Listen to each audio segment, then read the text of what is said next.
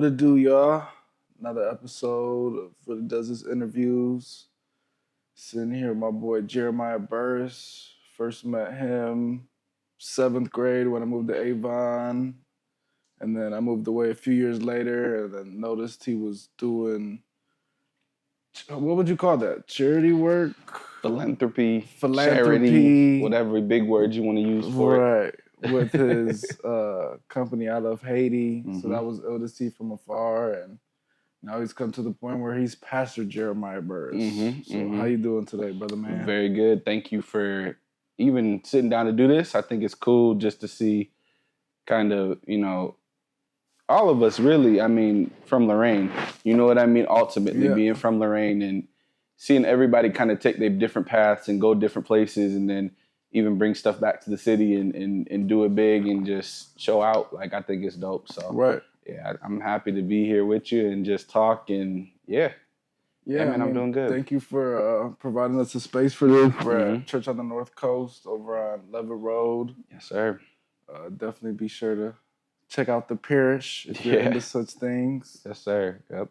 But I guess just to start, how would you say it was growing up around the area? Here in Lorraine? Just wherever you started.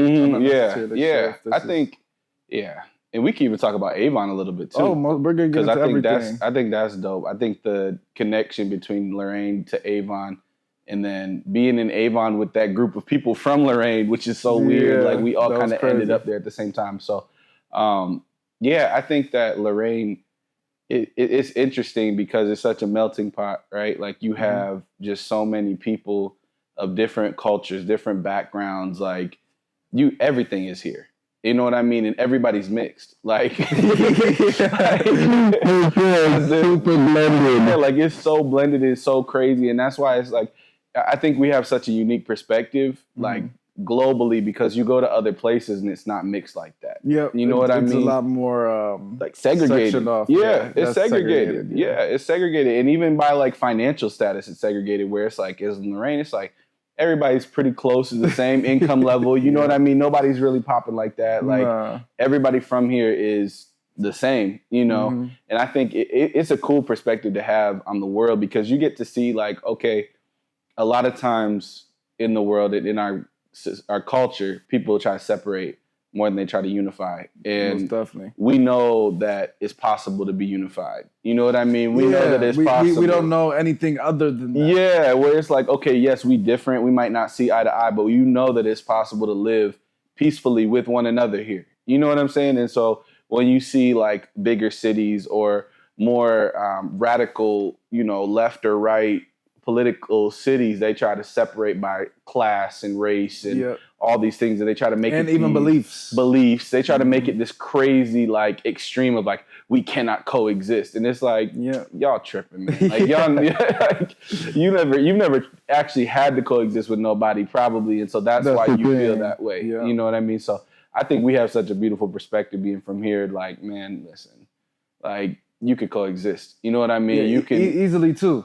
Easily, bro. And it comes down to just seeing the beauty in other people's cultures, seeing the beauty in other people's, like, just everything they bring to the table. You know what I mean? Everybody's bringing something, even if it's something crazy. Like, like, oh my gosh, you eat that? Like, all right, bet. You know what I mean? Like, we gonna roll. Like, well, yeah, because we have the what's the festival called? International. Yep, International Festival. Yep, right on the river. Yep, exactly. You walk through them booths, you see all kinds of stuff, bro. And you grow up out here, you're going there every year. That's like one of the things you're looking forward to throughout the year. Yes, just bro. To eat a whole bunch of different cultures' foods. Then they have like the little pageants or whatever. Yep. You see European culture, Chinese, African, Black, everything. Like, you see Hispanic, like, you see it all.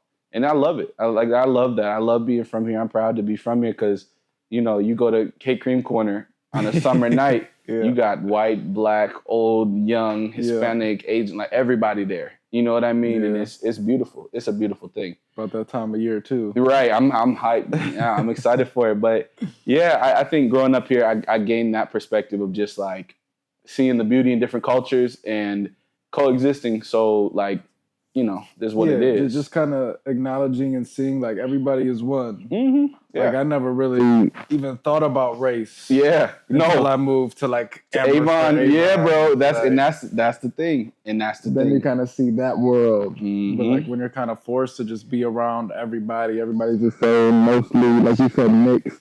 Yep. I didn't know it was a thing. I didn't even know that was like a big deal. Right, no. Yeah, I would have thought that's how it is everywhere. I thought. And when I moved, I remember moving to Avon, and it was like, so my mom's white, my dad's black, and my mom got remarried, and my stepdad's white. Mm-hmm. So I remember moving to Avon, everybody was like, oh, you're adopted.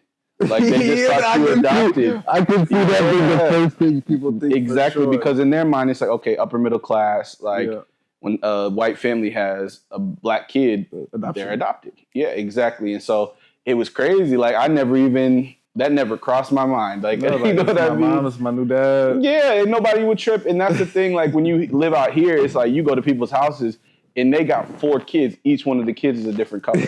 Like your kid, dark skin, white, mixed, and Latino. Like how you have one kid of every color in your house, and they all calling the same lady mom. Yeah, it's like, oh, okay. Like it's not a big deal.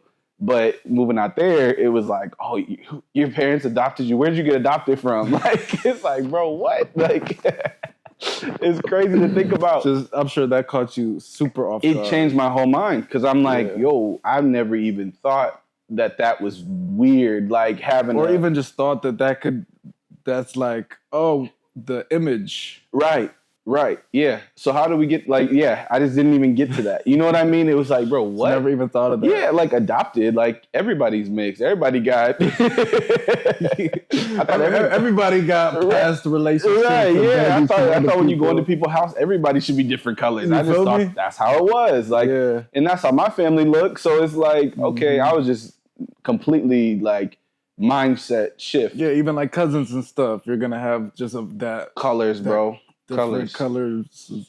Yeah, that's funny. Yeah, man. And even my dad, like my biological father married to a Hispanic woman, Puerto Rican and Dominican. And it's like, again, like, bro, all them cultures was apart. And it was like, bro, I didn't know separate. You know what I mean? I didn't know that separation. So I think moving there, it changed my mindset of like, oh, wow. Broadened it even more. So yeah, exactly. It kind of finished the circle almost. Right, yeah. Like, I'm used to just this, but then here's the 180 to that. Exactly. And it was like, dang, bro, like that changed my whole perspective. Mm-hmm. You know what I mean? And it took a while to adjust to mentally. 1,000,000%. But, you know, I think that being from here too, it gives you a certain level of hustle if that's what you want to do.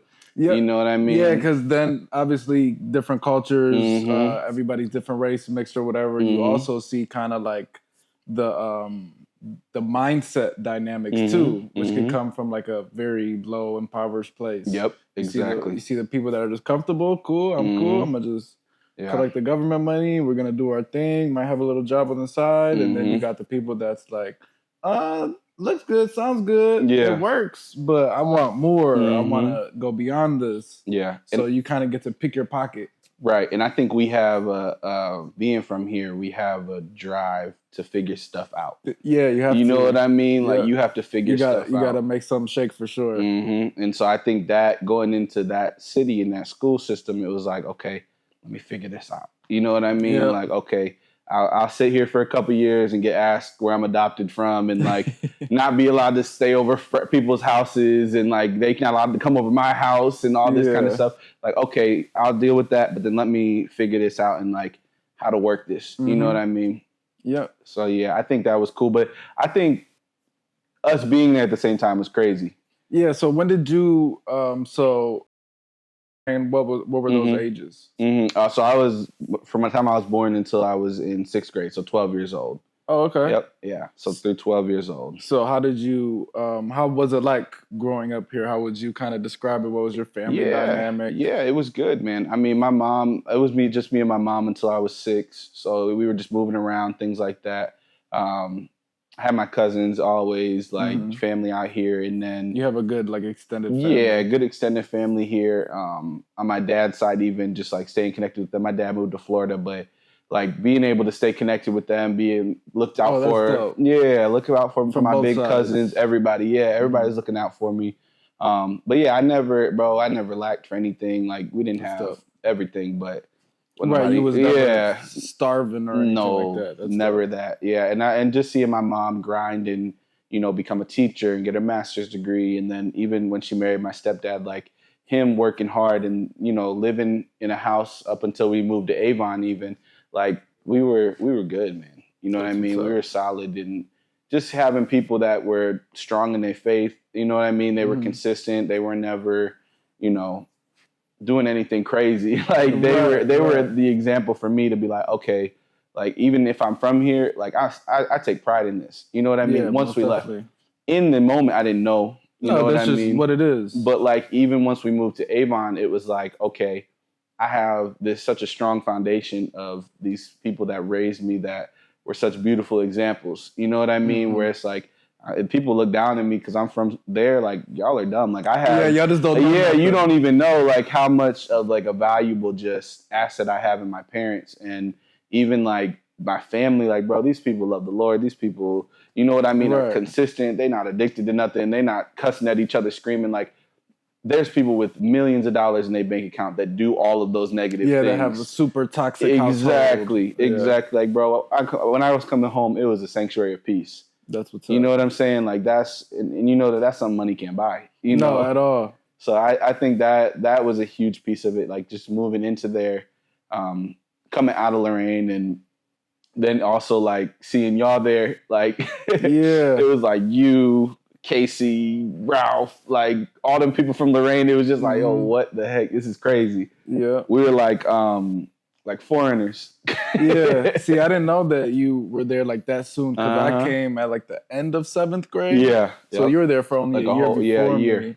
So kind of had like that same kind of introduction experience, low key. What was it like for you moving there? I was so used to just moving around in general because I probably went from kindergarten up until through 6th grade. I probably went to 5 different schools. Yeah. So I was kind of already used to just getting in where I fit in. You know what I mean? Yeah. Like I wasn't like a shy, reserved kid. I didn't really get like that till I moved away from Avon because at that point I was just like over it. Yeah. You're like, I'm gonna just be myself now. Yeah, I'm gonna just stick to myself. So he wants to be cool with me. Hey, what's up? What's going on? Yeah. I'm already kind of like grown at that point after 10th grade or whatever. But yeah, moving to Avon, it was pretty easy to kind of just fit in. Yeah. It was funny. I was always like the littlest kid. So that was kind of, you just kind of take those bumps and bruises, those jokes, and then it's all good. Like, it was kind of an easy transition because even so after 6th grade, we went to Amherst for that 3/4 of the year. So I was kind of already slightly adjusted to that kind of stuff. That kind of culture. General. Yeah. Because I would say Amherst is definitely in between Lorraine and Avon for sure. Yeah. But everybody from east of here looks down at Amherst like they're Lorraine anyway. Yeah. Exactly. The Amherst people, you need to know that. They look at y'all as Lorraine. Yep. And it's funny because like Avon is definitely like upper middle class, kind of like more so white. Caucasian culture or whatever you want to call it. Yeah. But with Amherst, it's super like cliquey. It's like almost Disney Channel schoolish. You know what I mean? Where it's like, oh, places are actually like this? Yeah. Like what the heck? Like why is this like Lizzie McGuire? Right. Like, and they try to look down on the Lorraine people too, which is funny. That's why I say like everybody in Avon thinks y'all are just Lorraine. Yeah, so y'all are just the same thing. It's hilarious. And even more so in like going into like high school, like 7th grade, it wasn't bad. Everybody was still kind of intermingling. But then when I moved back in high school, it's like, no, everybody's kind of already in their set spots. Places. Yeah. So that was funny. But yeah, definitely easy transition. That's what's up. So, did you immediately get into sports when you moved out there? And were you previously already engaged in that? Nah, so I didn't do sports while I was in Lorraine at all. Yeah, I feel like there really isn't any sports to do up until high school. Basically, that's how it was. I don't know if that's how it is now, but yeah, for when we were there, that was it. You don't like, I don't know. I don't even think there's anything for like middle school, junior high. Yeah, there wasn't. Not when I mean, I didn't touch anything until I got to 7th grade. Right. So yeah, I wasn't doing sports. obviously I'm like very tall and big. Like I was a huge kid. Yeah, always one of the biggest of the class. Yeah, so it was like when I got to Avon, you know, the football coach, Coach Elder, like talked to me as a 7th grader, like, yo, you need to, you know, get on the field. Like you need to work this. Like you could really, you know, do something with this. And that's what he was telling me from the beginning. It's like, hey, like you really got potential to like go to school for free. Like I was about to say a lot of opportunities could come from that. Yeah, and it wasn't even like you could go to the NFL. Like it wasn't. Yeah, not selling a pipe dream. No, he wasn't doing none of that. He's like, hey, if this is something that you actually take seriously though, like you could go to college for free. Like that's what his whole thing was, and he was right. You know what I mean? Mm-hmm. So yeah, 7th grade, 8th grade, I played football for the first time. I was pretty good. I was decent. And I worked at it. You know what I mean? And I think that was kind of like my in. You know what I mean, to the culture of the school. It was like, okay. Yeah, because I feel like everybody played sports there, damn near. It was. Yeah, everybody was in something. Mm-hmm. If you weren't in something, like, I don't know, you did school or whatever. Yeah, you were just like either one of the emo kids or you were the something. Kids that was super self-reserved. Yeah, that school got so many activities, bro. Like, there's 50 different it's hard teams not to get into something. And, like, clubs and everything. Like, there were so many different things you could be. So when I got in with the football, it was like, okay, like, this is, like, you know, something I can use to, you know, take myself places, you know, go to college, which I did end up going to college for. It was able to affect, you know, people's perception around me of like, this is the adopted kid to like from the adopted kid from the slums of wherever. Like I feel like they picture me as like a little kid on National Geographic from like an African village, like hungry, like and my parents came and brought me to Lorraine, which was like gang violence, like and then he came to our school and it's like, wow, like look at this guy. Like we're not allowed to go over there. And I'm like, listen, my parents are white too. Like if you came to my house, you would see 2 white people. Like it's not even like that. We're not shooting nobody over here. Right. Like so it was my end to the culture. You know what I mean? It was my end to the culture. And once I kind of got in on the other side of that was like my church upbringing, and my family's always done ministry. My grandpa started the church we sitting in. And so, oh, wow. Yeah. So it's been 50 years. That's actually crazy. I didn't know that. Yeah. So on that side of it, they were doing an orphanage in Haiti. So they opened up an orphanage in Haiti and in India, and they were taking missions trips and doing that. And, you know. Oh, so that was kind of already tied to your foundation. Yeah. Yeah. That was a part of my upbringing. Like we were raising money for kids here at the church since I was like 8 years old. Wow. Mm-hmm. That's tough. So that was always a thing. So eventually when I was 15 in high school, I went to Haiti for the first time. And really, I think, again, that Lorraine upbringing of like, everybody is people. You know what I mean? Everybody is people. Everybody is the same. Like, I don't care what tribe, nationality, country you from.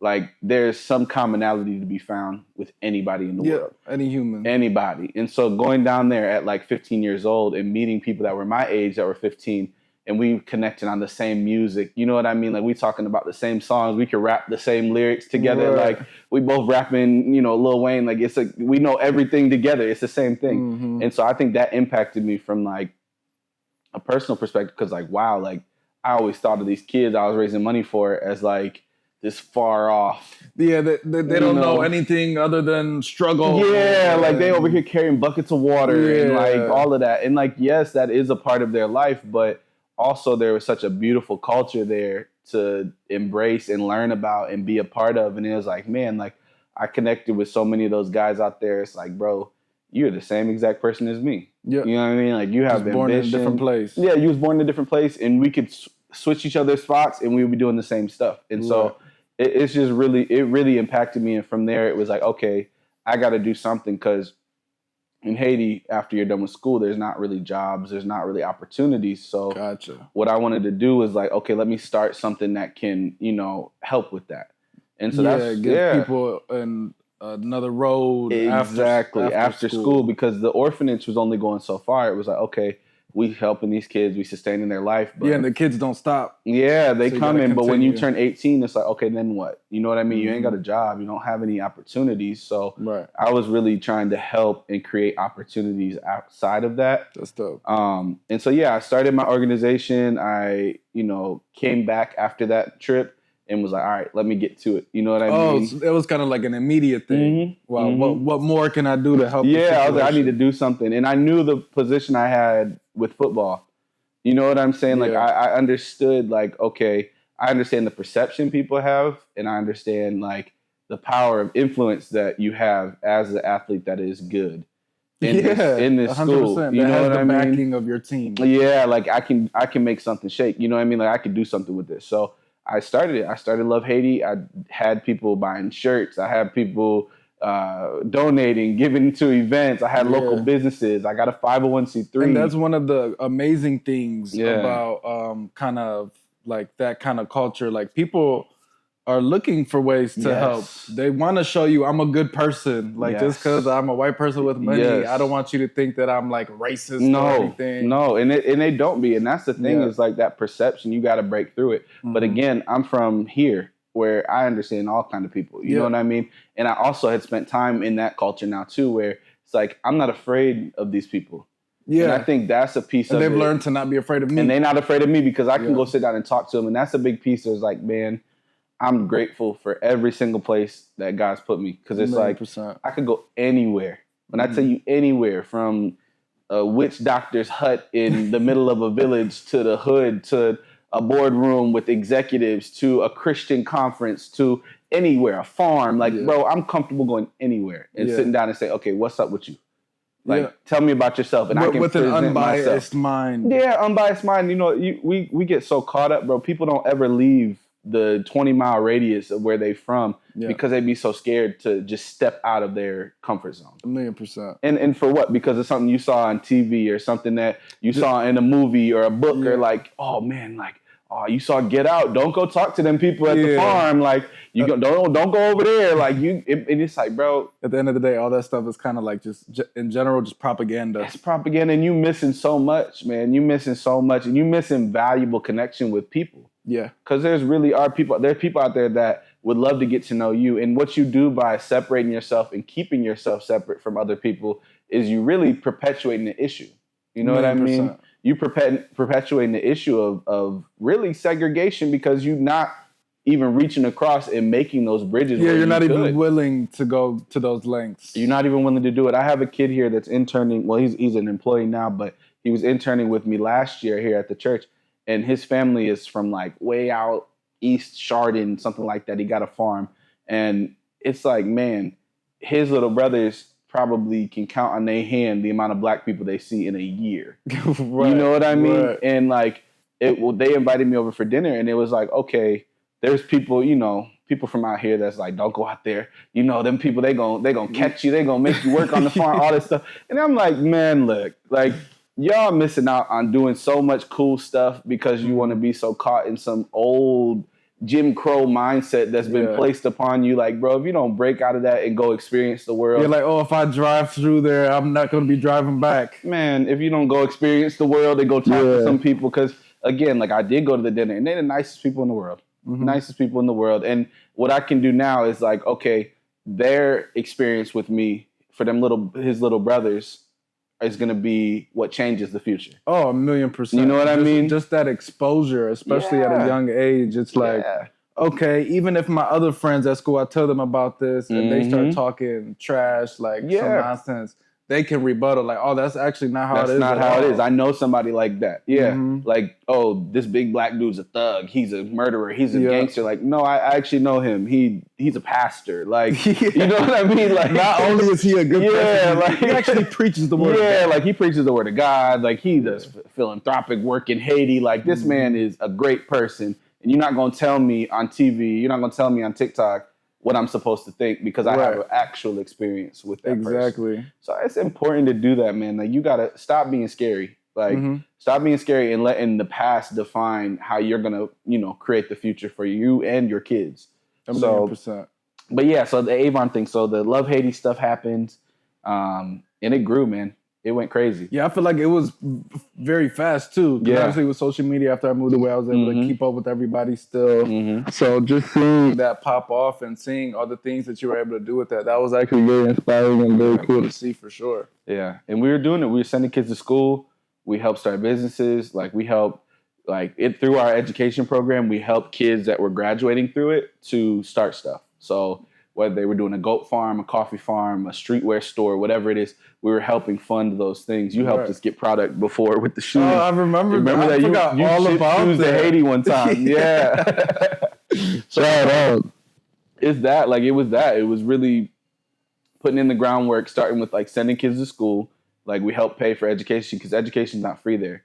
Oh wow! So it's like maybe $100 to $300 a year, depending on the grade level. Mm-hmm. And you figure these are people that live. And this is from as soon as you start school. Yeah, exactly. Yeah, so K through 12, you paying a year per year, like maybe $100 to $300. Mm-hmm. And they usually eat at school, things like that. So we were able to provide that for over 100 kids. So that was what we started with, because it was like, you think about the average Haitian farmer, like they're not able to pay for their kid to go to school. Nah, and they'd probably more than likely rather them just help on the farm. Work on the farm, yeah, which is fine, but also like we're not growing at that point. You know what I mean? No, yeah, everything's stagnant. Yeah, so that was the idea. So we started with that. We started helping with the businesses, and it grew, man. We sent 100 kids to school each year. We started to do, the projects, helping with starting businesses. We sent kids to college in Haiti, kids to college in Dominican. We sent a girl actually has come to America through our education. We've known her since the orphanage, went through our education program, worked at the store that we started there. Wow. She lives, literally, I just went and picked up food from her in Elyria. She has her own house. She's bought her house. She works at Costco. She has her own side hustle, catering food, and does hair. That is amazing. So you got to see like full progress from start to finish from programs that you helped provide and start. That's amazing. And I'm proud of her, man. Like, bro, she's killing it. And it's funny. Hard. People see her now owning her own house. Yeah, she owns a home. Starting off in the orphanage of Haiti, coming to America. That's insane. That's the thing people don't know about her. I'm like, oh, y'all think she's cool? Like, y'all don't even know. Like, I knew her back in the day. Like, I knew her way back in the day. But yeah, man, it was cool being able to do that in high school, especially my junior and senior year. It was real big.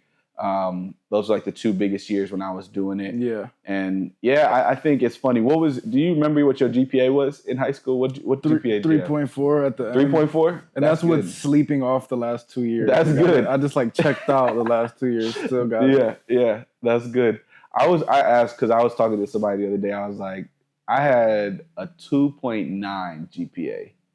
2.9. At the end of it? Yeah, at the end of it. Mm-hmm. I think it was 2.9. It wasn't quite 3.0, but I was like, okay, take my 2.9 GPA, add in the full ride scholarship I had, which I had to wake up and work out at 5 a.m. every single day for, do practice for, watch film for, add that in, add Love Haiti in, that was literally doing, I think, $20,000 to $25,000 a year raising money. Mm-hmm. Add that in, all the events, all the charity stuff, selling over, I think it was like 300 t-shirts in between classes. Yeah, that's damn near, if not a full-time job. You know what I'm saying? So like add that in. Like, so if I raised 20 grand in my hallways at school while playing football, while going to school, that should add a couple more, you know what I mean, to the GPA. Like, it's like, okay, does that 2.9... That should be some extra credit, man. Yeah, like, does a 2.9 really reflect the knowledge or the, you know what I mean, like acumen of the person? Like, I don't think it does. You know what I mean? Not at all. Definitely. I might not have been that good at math, but like, okay. You probably got way more knowledge from going to Haiti. Got knowledge from running a full-blown like a nonprofit, nonprofit organization. Like, so you're learning business, you're learning communication. I had the Stripe thing on my phone, swiping cards in between classes, like that's hard. Selling shirts. Like you're talking about literally 300 shirts we did in one for the basketball season each year. Yeah, it's like, bro, like, come on, man. Like, that's a 4.0. You know what I mean? Like 4.0 in life. Yeah, in life, right? Mm-hmm. Like, and it was just funny because I was talking to somebody like, yeah.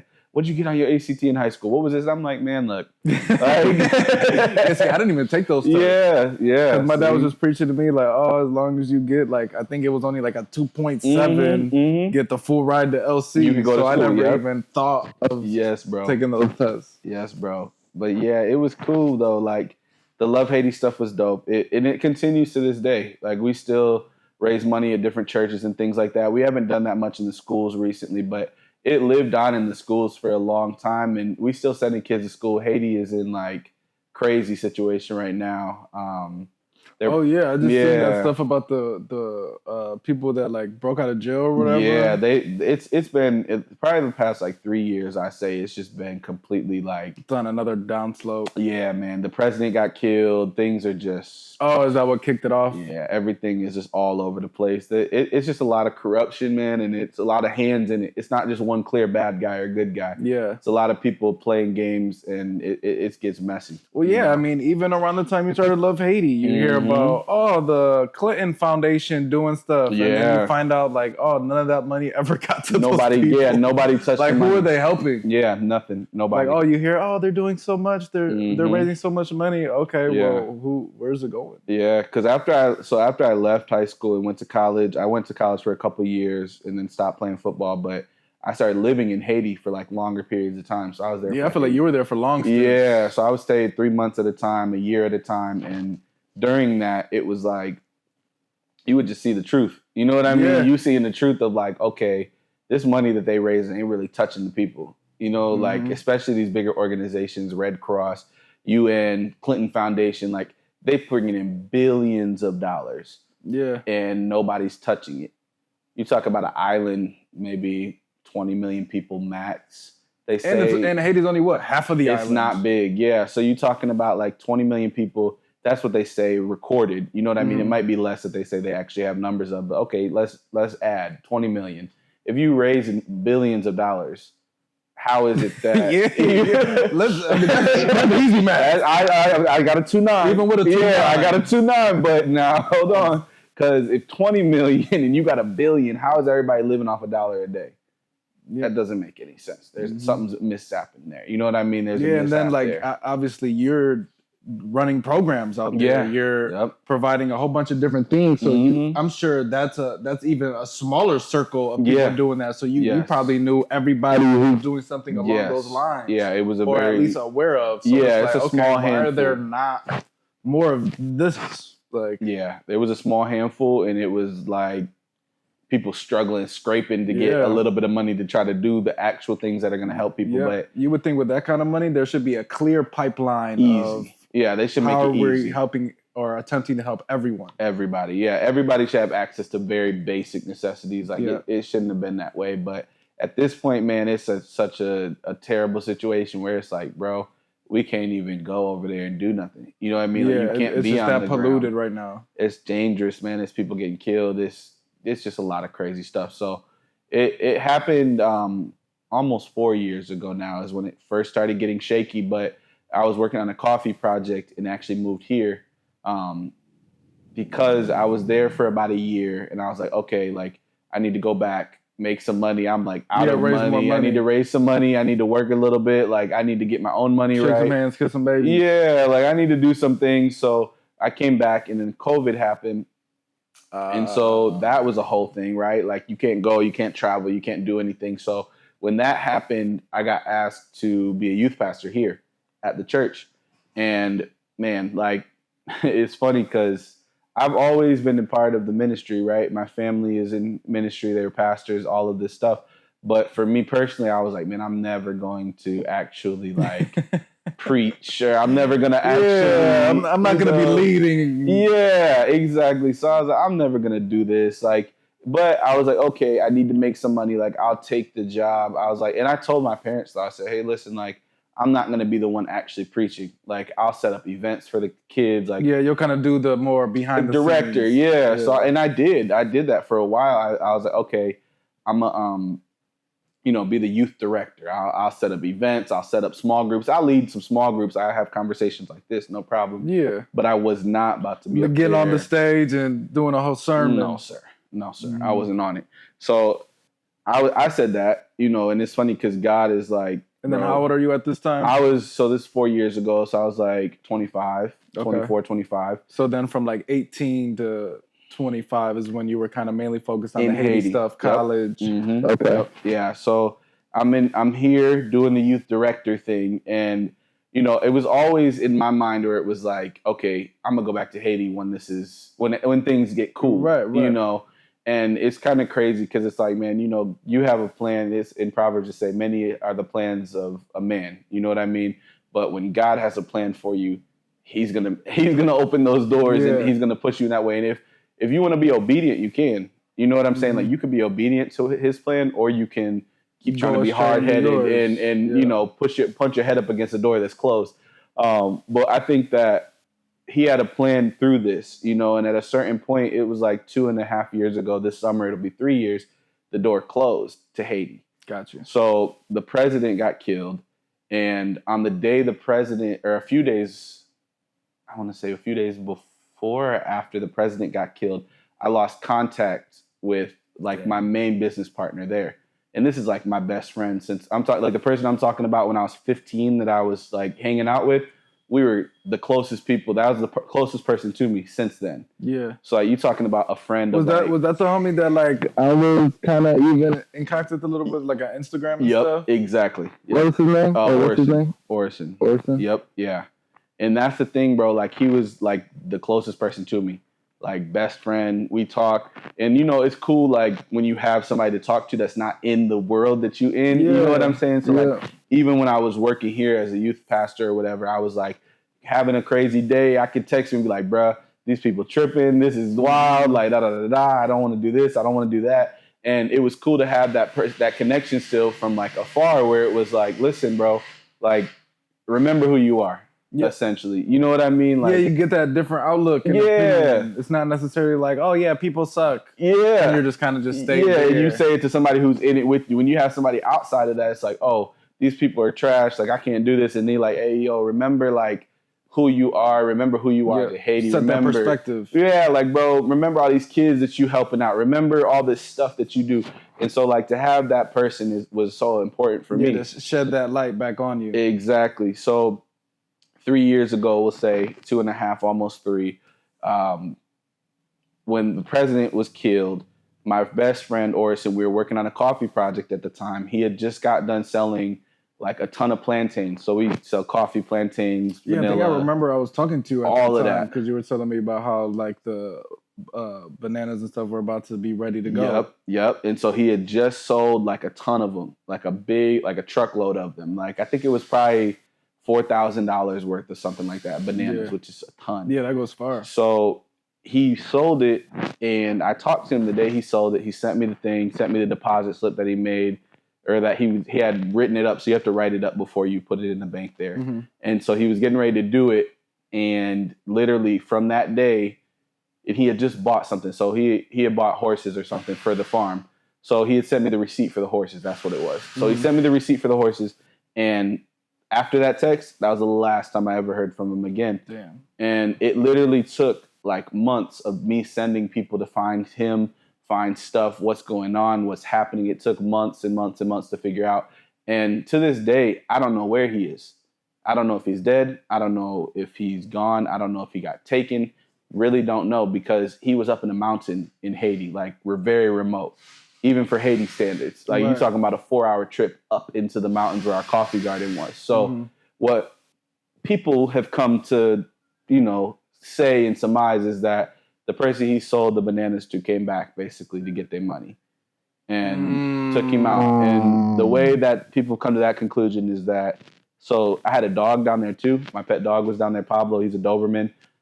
Like had him trained here, raised him here in America, took him down there, but the dog was killed. So the room was a mess. His stuff was taken. It was bloody. It was crazy, right? Yeah. So we haven't seen his, we didn't know where his body or what happened to him specifically.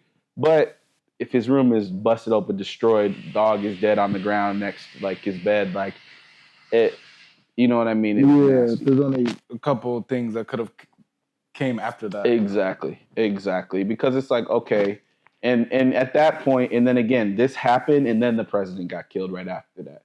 And so, but this was a long time for me coming. Like I had to send people up that mountain 4 hours just to go look for him. Right. I had to send people all over Haiti just to check leads and try to figure stuff out. And then the president happened, and it's like the whole nation is done. Like it's chaos. Yeah, so I'm sure all your fields and stuff, that's probably taken over. Yeah, it's done. Damn. So all the projects that we had working on, the store, the garden, all of the stuff is just it's finished, you know?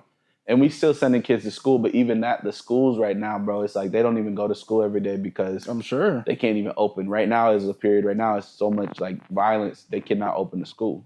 Wow. So it shut a door for me, you know, and it not even like just from like a professional standpoint, but I'm talking about like no, you spent what 10 years with those people. You lived there. Exactly. You developed like deep relationships with these people. So I can only imagine just like having to go through that experience, that loss. Like, that's a big loss, man. Yeah, and personally, it was like, bro, like I'm done. You know what I mean? Like this is my whole life. This is my life's work. This is like, that's what you dedicated your whole being to. Yeah, and so I hit a point. I think that even like with God, for me, it was like, okay, I'm gonna step down from even this youth thing I was doing. You know what I mean? This youth direct. Like kind of going against your faith and kind of like absolutely. what have I been having all this faith for? Right. Yeah. Absolutely. Because for me, well, what I know to be true, and what I know how good God is that He never leaves us or forsakes us. You know what I mean? And when He has a plan for you, when He has His hands on you, like you're in His favor. And even when stuff is hard, this is the access that you get when you have a relationship, right? Like Jesus, in the Sermon on the Mount in Matthew 5, He talks about like the Beatitudes, and essentially what that means is like He talks about when we are blessed. So this is how you should be to be blessed. And He says you're blessed when you're mourning because you'll be comforted by Him.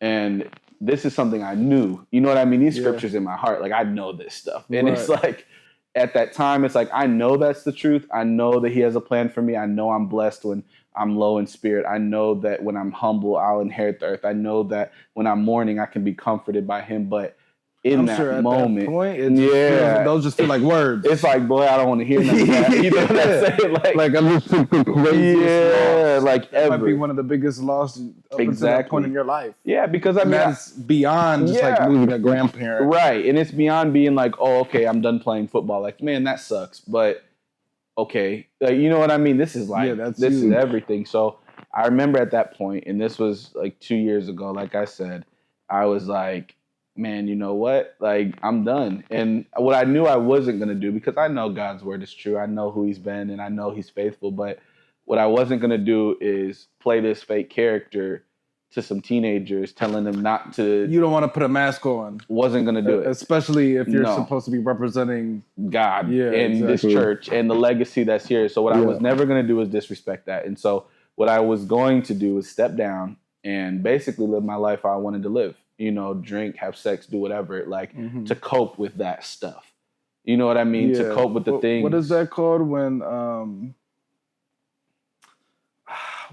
the people who ride the horses and they go on their little like the Amish. So when the Amish have that time when they're growing up, like, okay, you can, you like you're not a Rumspringer. Yeah. Like when you go on your little rite of passage, like I think it's called Rumspringer.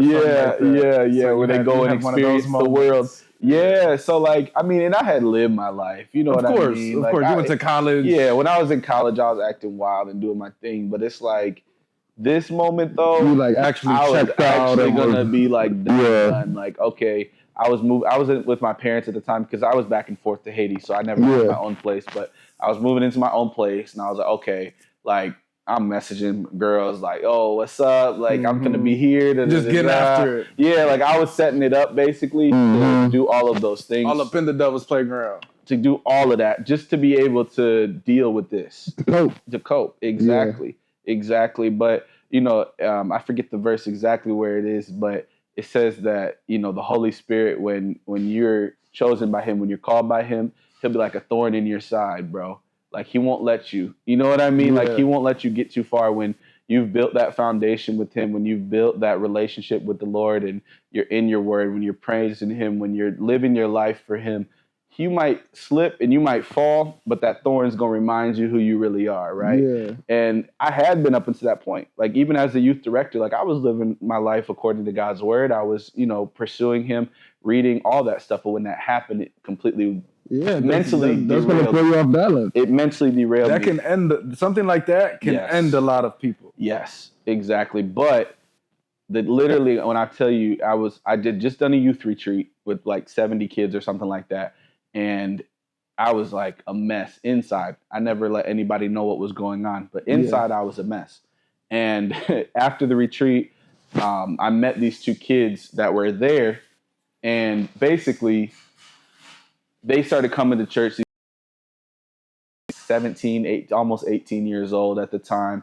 And were they already kind of like accustomed to that? They were accustomed to church, but like I remember being there, and it's funny because my cousin Dion, he does music, he does worship now, and he had been kind of going through a similar situation too. He had lost his dad. He was kind of in a place where it was like, man, like that's a heavy hitter. Heavy, yeah. So he was at that same retreat with me, and these two guys come. They're younger kids, and they're taking notes and just doing things that teenagers don't really typically do. Yeah, you just see them actually fully invested. They were investing into it. If not overly. Exactly. So when we saw that at the retreat, we're like, man, what in the world is going on? So fast forward like a couple weeks after the retreat, we getting ready to do this trip, local missions trip, like in Cincinnati or something, go help some people out. And those two guys want to come. We are doing this meeting about it, whatever. I kid you not, that morning of the meeting, it was when I was like, I'm going to quit. Like, I'm going to check out. I'm going to text. I was literally messaging girls. Like, I got the DMs. Like, I was sending messages. In my mind, I'm like, okay, I'm done with this. This is my last thing. I'm done. So after this meeting, those two guys, their names are David and Adam, they come up to me. Really? Yeah, some God stuff. Really? Yeah, that's I tell them to this day. Those names are I can't make that up. Yeah, I tell them to this day, like, I don't know if they real. Like, like they be like, we have family. I'm like, okay, cool. Like, never seen them. Yeah, exactly. They might be angels. So anyway, but I truly believe they like it was divine. You know what I mean? Like I believe they were divine because I kid you not. After that meeting, they were talking to me. We were outside by my truck and we were just talking, chopping it up, and they were like, okay, so. Like, we just want to ask you as like a young man of God, like, you know, we're going to be you in 8 years. Like, wow, they're definitely overly invested, right? Like OD, like over the top kids. But they were like, okay, so like, how do you abstain from literally all the stuff that I was about to go do? Yeah. Every single thing. Like they talking about how do you like stay pure when you DM I had just sent that morning. They're like, how do you not like, you know, just get drunk and do all these things when you're feeling down? How do you stay free from addiction? How do you not, you know, be addicted to porn? How do you do like literally all of these things they listing are things that I'm like in the back of my head was going to do. Mm-hmm. I never did, but in the back of my mind, this was a you were already. I'm sure you picturing it, envisioning it. Morning, I said, "This is what I'm going to do," and that night was when God sent those two to be like, "Yeah, nah, got you." Because what it did in me, it was like, "Oh my gosh!" Like it put a burden on my heart to be like, "Oh, you can't do that. Like you can't be this fake person that is going to answer these dudes and tell them all these scriptures and how to live, and you can't do that if you're not leading by example." Yeah. And from that moment, I kid you not, it changed my entire life. Changed my entire life because I said, okay, now I have to actually be this person. Help put things back into perspective for you. Yes, because it's like, okay, who am I living for? If I go tell them this stuff and then go live the life that I was planning on that morning, who am I doing that for? It's not for them. You know what I mean? I'm just being selfish. I'm a slave to my own desires. I'm a slave to whatever makes me feel good. And they put a demand on me to be the person that I know God has called me to be. And they didn't even know. Nope. They had no idea. And that's like, okay, when that happened, I was like, okay, all of the, I'm never going to do this. I don't do that. I don't preach. I don't get on stage. I don't sing. I don't, whatever. So that kind of pushed you. All of it. Just over the top. Like, okay. All of it. Every single wall that was up of I don't broke. That's amazing. Everything. Because from Adam and David. Bro. Yeah. Because it broke. What type of all of it. Biblical story? Yeah. You know what I mean? Because that's in the new age. Bible. Yeah, it's a different one. Yeah, it's the current. But it's like, bro, you put so many limits on yourself and you put so many walls up on yourself. But at that point, when my world shattered completely, it's like, what do you mean you don't what? You don't even live in the same life that you had. like your entire world is shattered. Yeah. So what are we talking about? You don't. You might not have back when you were that person that's been completely destroyed. Yeah. Like that person. Time for the rebirth. Yeah, that person's gone, bro. Like that person who was living out there connected to all these people, like that's gone. It's completely gone. That door is shut. At least for the time being. I still have friends. I still have family. Sure. I still have, I still want to go back there when it gets good. But as far as what's the now?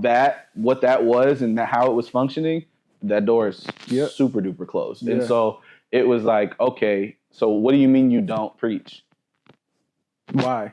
Yeah. Mm-hmm. Why not?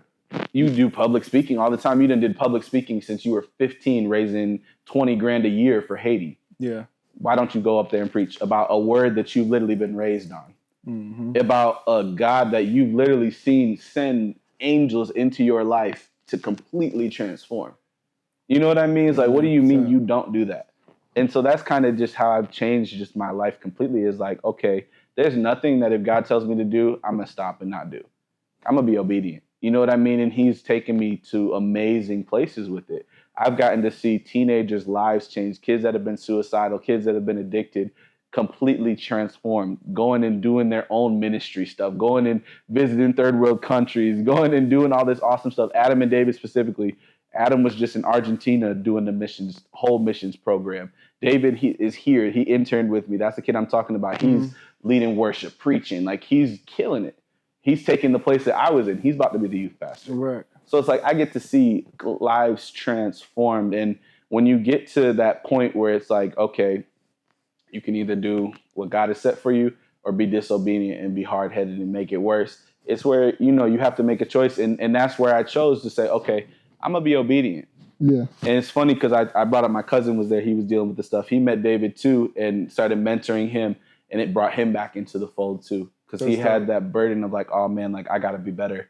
Yeah. Because I need to teach this kid. Mm-hmm. So it's like, man, when you get that purpose, when you get purpose on your life, bro, it's like that's the only thing that can really make a change, especially when it's purpose from God. Because it's like, bro, when he gives you that, if you're already kind of dancing in that world, and then you get hit with stuff like that, it's kind of hard to even turn a blind eye to that. Yeah, it's like at that point you making a choice. If you do that, it's just like, okay, then you're just checked out. Yeah, then don't complain don't complain when you're dealing with it. You know what I mean? It's like, don't complain. Because I was hurt. That doesn't mean I wasn't sad. That doesn't mean I wasn't depressed. I was all of those things, bro. Yeah. And still would be if I didn't make the And I'm sure at times it might even fall a little into that here and there, just thinking about stuff. Absolutely. Like that. There's days I'd be sad about it. You know what I mean? But as you should, you're human. Yeah, but I've gotten to a place where I can talk about it. You know what I mean? Like, honestly sit here and tell you I'm not busting out in tears or anything. Where, that hurts. But even if you did, that would be totally rational and normal. Right. So I definitely appreciate you sharing that story with everybody for sure. Absolutely. But like I said, I think the biggest thing is like, man, when you allow God to use you, when you're obedient, Jesus told us, it's like, listen, if you want to be a follower of me, you got to pick up your cross and you got to die to yourself daily. And it's like, it's one of them things where people look at that and they're like, oh, that sounds cute. Like, let me put my little cross chain on. It's like, that's not really not. Because like, you do that without the symbolism. Yeah, I said, listen, and I put it this way. I said, people be fans of Jesus, but they don't be followers of Jesus. No. They be fans. Way more fans. A lot of fans. You know what I mean? It's easy to be a fan. Like, oh, man, I love all that kindness. I love that forgiveness. I love that. It's like a feel good. Yeah. It's like a little treat. It's cool. Yeah. Like it's a cookie to them. Yeah. I might even put a verse in my bio. I might, whatever. I tattoo. Oh my God. Tattoo a little the scripture. Girls that be having the verses in their bio. Right. And then like an OnlyFans link right under it. It's like you are going crazy. And it's like, no, do what you got to do to make money or whatever. But that is just crazy visually. It's a wild contract. Yeah, sure, you can sell content and love God. Sure, of course. Do it. And you're a fan. You're definitely, I don't take away anything from your fandom at all. Yeah, I mean, what? Jesus was walking around with prostitutes. You know what I mean? I don't take away anything from your fandom of what Jesus was and what he said to do. Yeah, the imagery is crazy. Yes, but the follower, dude, like if you want to be a follower, like that's what it takes. He said a higher standard. He said, count the cost, first of all, is what he told his disciples. Count the cost. So like, what is this going to cost you? What relationships is this going to cause you to have to break out of? What habits is this going to have to make you stop doing? What is it? Count the cost or of what it takes. Yeah, what is it going to take? And then he said, then you have to die to yourself daily and pick up your cross. We're about to go into Easter. When you think about what Jesus had to bear on a cross, right? Like this man was humiliated. He was spit on. He was literally beaten with a whip that had like pieces of glass and rocks and metal inside of it and was hit 39 times, like flesh ripped off of him, eyes, face, crown of thorns sprayed into his head. You're talking about a man that was innocent. You're talking about a man that knew this was about to happen and still said, okay, I'll be obedient because I'm going to endure this. I'm going to endure it. It literally says it in Hebrews 12. It says it like, for the joy set before him, which was us, he endured the cross. He despised it. He didn't want to do it. He knew everything that he was about to feel, but he did it because of the joy set before him, which is you and I, to say, okay, you're worth all of this. You know what I mean? To set that precedent. If I can do this, you can do whatever. You can do anything, and that's exactly right. And so that's when we're talking about that. We're talking about his body being broken. He carried a cross on his bare back up a hill. He knew he was about to get nailed to it. All of that stuff. And so when you think about the idea of dying to yourself, it's saying, okay, is this thing that makes me feel good more important than being obedient to God? Is this desire of my flesh, this desire of what I want, more important than what God told me to do? And if it is, then I have to take it and I have to kill it. I have to nail it to that cross the same way he did. Yeah, take what comes with it. Exactly. And you're exactly right. It's like, okay, wow, like, yes, would it feel good for me to go drink a bottle of vodka when I'm feeling depressed? Absolutely. For a moment, you know, it's not good for me. I know it's not going to make me be the person I'm supposed to be. I know it's going to hurt me. I know it's putting me in a terrible place, but it'll make me feel good. But that's what picking up your cross daily is. Okay, I'm feeling sad about my friend dying. Okay, that's fine, but lean into him. You know what I mean? Yeah. Lean into him. Don't go into these momentary pleasures where you teach yourself to only be able to make yourself feel good. Because if that's all you know how to do, which the majority of the world, all they know how to do is make themselves feel good. And if that's the only thing you're good at, you are a slave. You are a slave to your desires, and you are in bondage to what makes you feel good. You was about to say to yourself, just holding yourself back in the end. And you're only going to chase that. Always. And you're going to have to do more, right? You're going to have to keep growing. You're going to have to keep adding more, doing more. Yeah, once you set those standards to your body, even scientifically, if you need X, Y, or Z to feel dopamine and get those dopamine hits, then your body's just going to be accustomed to that. And it doesn't even have to be drinking or drugs. It could be likes on social media, bro. It could be the opinions of your friends. It could be whatever it is that you putting in front of what God has told you to do. Any little pleasure pocket. Yeah, and who he's told you to be. And that's not to say he didn't tell you can have, great relationships. He didn't tell you shouldn't have friends or you shouldn't, enjoy yourself. But it's one of those things where it's like, listen, if this is more important, or this is the thing that you run to before you run to me, you got to get rid of it, bro. Yeah, don't just do it for an escape. Yeah, you got to get rid of it. And like for me, like I'm like a super food driven person. Like I love sweets. I'll eat cake, ice cream, all that stuff. Something I got to be careful. You know what I mean? It's 100%. I'm not addicted to a drug, but it's the same exact thing. Yeah, food addiction is real. Same exact thing. If I'm feeling I'm stressed out, I'm tired, I'm going through it, I do want to go, you know what I mean? Eat. I do want to go crazy and just be unhealthy. Food is definitely one of those pleasure pockets. And it's one of those things where it's like, yo, you got to die to yourself daily, bro. And even if it doesn't feel good for a moment, you know that you're going to lean into this eternal source that loves you, that cares about you, that has a plan for you, that has literally died for you, that has put his hand on your life, that said, listen, go this way. And when you do that, you're able to tap into that and say, okay, show me what to do. Show me where to go. And once you do that, you teach yourself, right? You teach yourself how to do it. It takes a while. You don't just instantly find that and be like, oh, I'm good. You're going to crave those things. You know what I mean? Because I love a quote by C.S. Lewis. He say, appetite grows through indulgence, not neglect. So when you teach yourself what to love. You know what I mean? 100%. You teach yourself what to have an appetite for. And once you take that out of your kind of regular habits, you might have those urges for a week, maybe even 2 weeks. But after that, the craving stops. Yeah. You learn to indulge in something that's better. And then when you do indulge in it again, your body is easier to be like, oh, that's not even good. Yeah, it's not even good, bro. Yeah. I eat Taco Bell now and I'm like, This ain't even it. Like It's so disappointing. Yeah, like I was tripping to get that pleasure no more. Yeah, I was tripping on that. Like, come on, man. And it is. But that's the devil's job, you know. And even whether or not you believe in religion or anything like that, even if you just want to take it as stories and stuff, it's only gonna positively benefit your life if you follow that way. I would literally say, like, let God actually have a chance in your life. I would say that to somebody who is like, okay, I don't believe this, or that's not real. Or, okay, that's fine. You know what I mean? All I can say is who he's been to me. And you can only tell give your testimony. Yeah, you know what I mean? I can only tell you the truth of what I believe and who he's been to me, and I can show you proof of what he's done. You know what I mean? Like I told you that story just now. That's proof. You know what I'm saying? That I'm not this alcoholic that's dying. I don't think I would have lived. You know what I mean? If I wouldn't have gone the way it went. Yeah. If I would have quit and walked away, I wouldn't have lived. I mean, at the very least, it'd be a whole different person, and just But like I said, all I could tell you is who I've known him to be, who he's shown himself true to be, and what I believe. And I could say, try. Don't try based on somebody else. You know what I mean? Don't try to live your life, your Christianity through someone, because people fail, people disappoint you.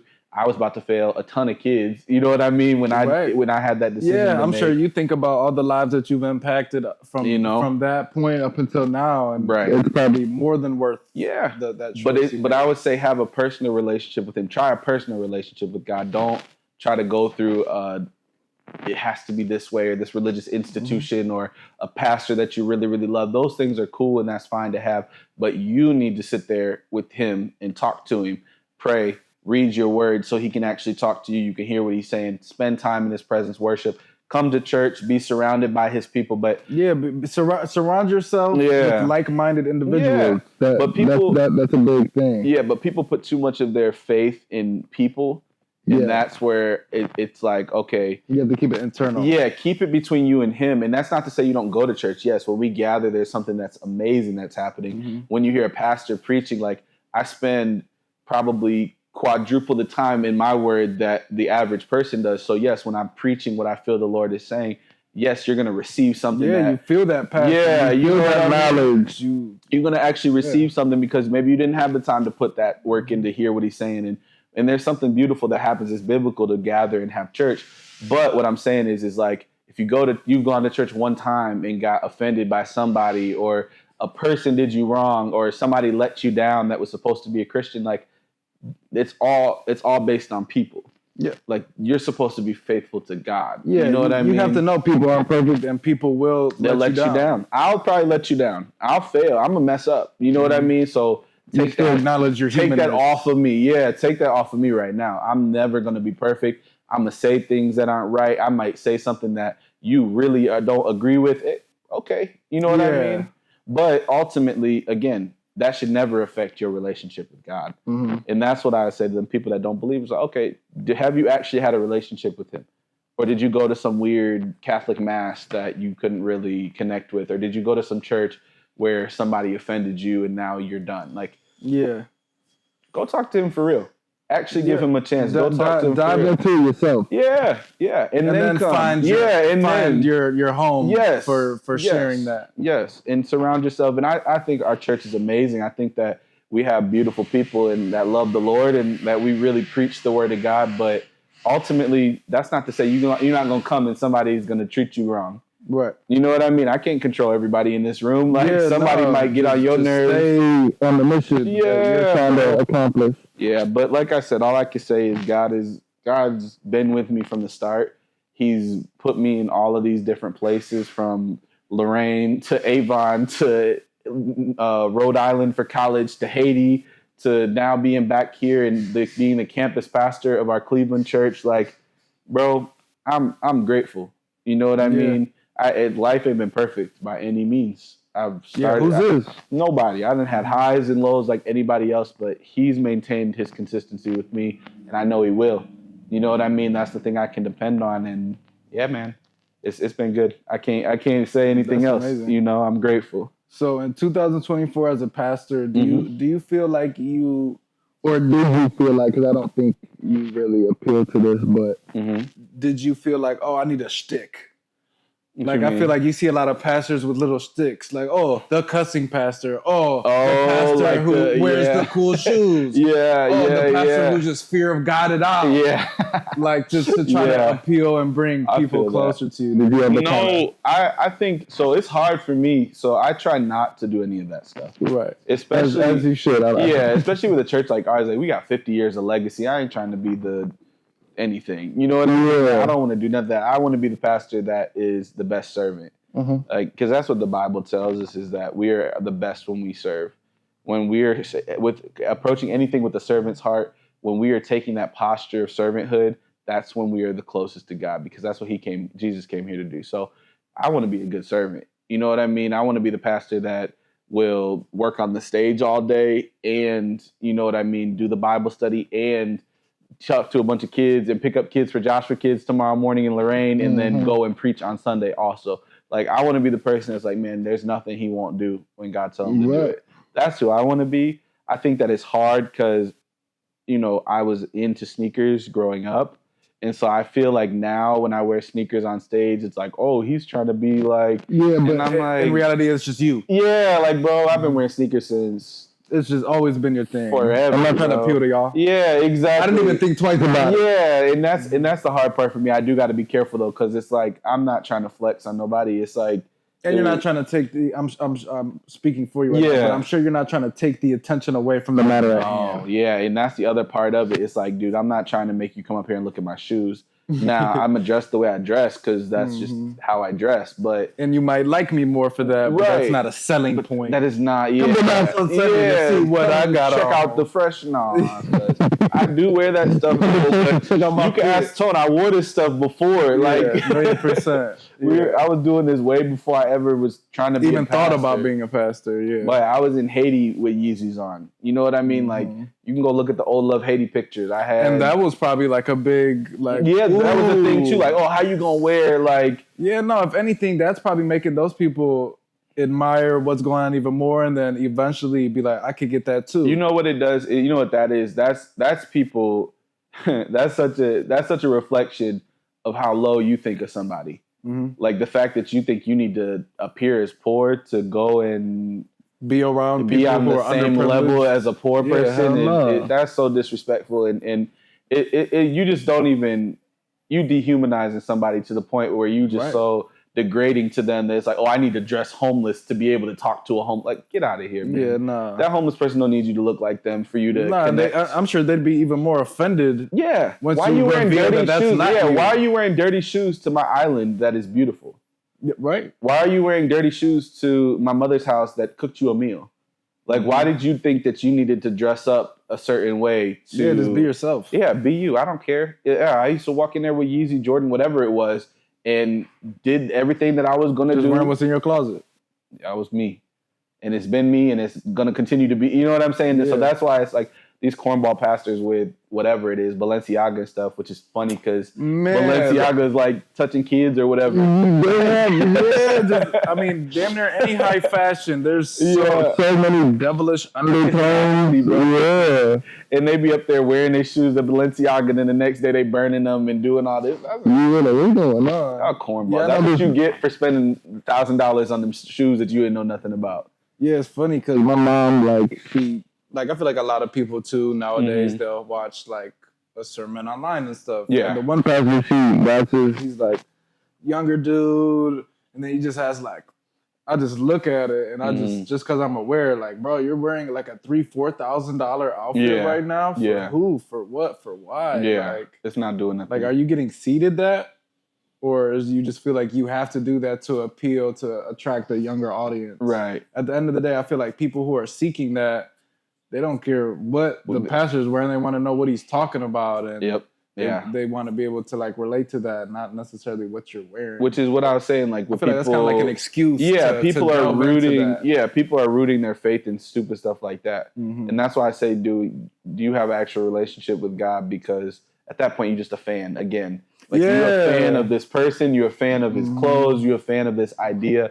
But when stuff gets hard, when your life falls apart, when you have to make a tough decision, when you're falling into these bad habits, where's your foundation? Yeah. Like, are you that's able to die to themselves and root themselves in something that is eternal that can get you through it? Or are you just a fan of YouTube pastor with the Louis V on? Like that, you know what I'm saying? And that's not like, again, and if you were Louis V man before you became a pastor and that's who you were, like, cool, because that's what I'm saying. Like, for me, people like, bro, I've had. But now if you weren't, are you taking the church's money to buy these outfits? Right, exactly. And using the excuse of, we're going to get more people in our congregation. Because I'm wearing this. That's lame. And there's no way you are. That's lame. Yeah, you might get a handful of more people, but nothing that's going to make a difference. The people that you gain aren't going to tithe enough to pay for that outfit. For that outfit alone. Yeah, the outfit is crazy, bro. Yeah. Nah. And you got a different one on every Sunday? Yeah. Like, you are tripping. Have you heard about the one pastor in New York who kind of got like outed for stealing money and stuff?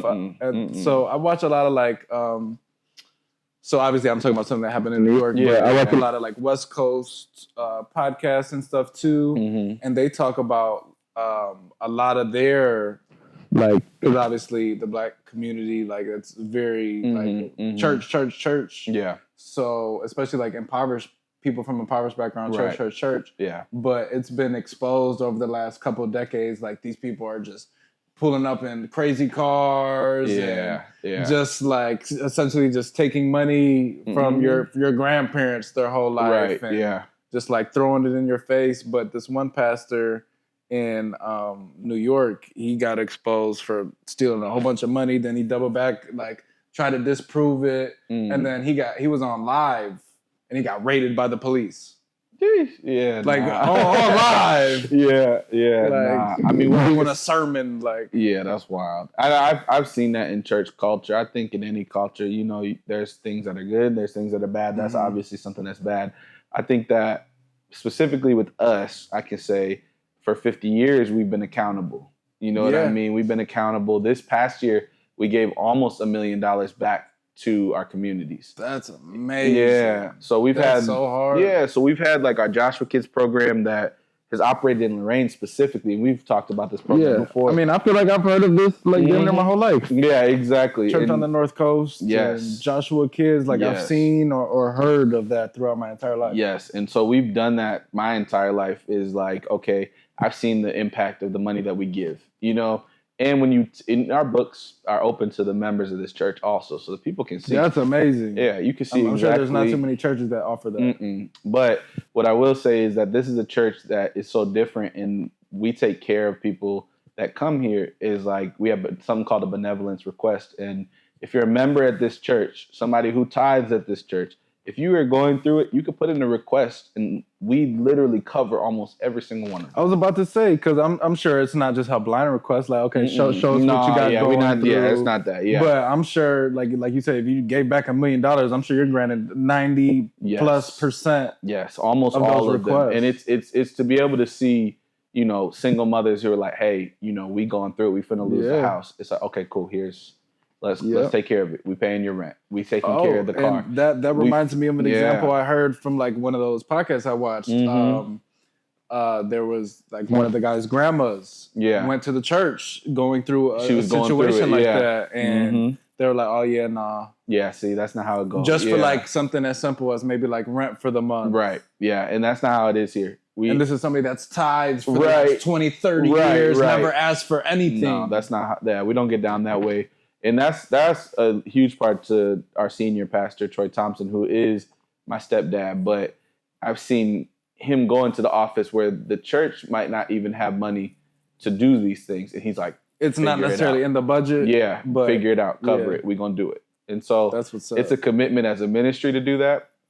We've done Joshua Kids for 30 years, which literally does school clothes, books, book bags, Christmas presents, birthday gifts, sends them to a week-long camp every single year for free, like over 100 kids. We done seen kids come through the program from literally in Lorraine, families from abuse, from addiction, from, you know, just all type of just nasty stuff. You know what I mean? Kids from those type of environments have come now to be doctors, homeowners, multiple homeowners, entrepreneurs, like, there's kids now, because it's a 30-year-old program, there's kids now that have literally their PhD, 2 PhDs, and they came from a crack house. Right. You know what I'm saying? Like, there's a kid. You guys were the positive outlet for them. And they come and help raise money for the program now. That's amazing because they see the positive. They see the positive impact. There's a kid. I was my barber. I went to him this morning.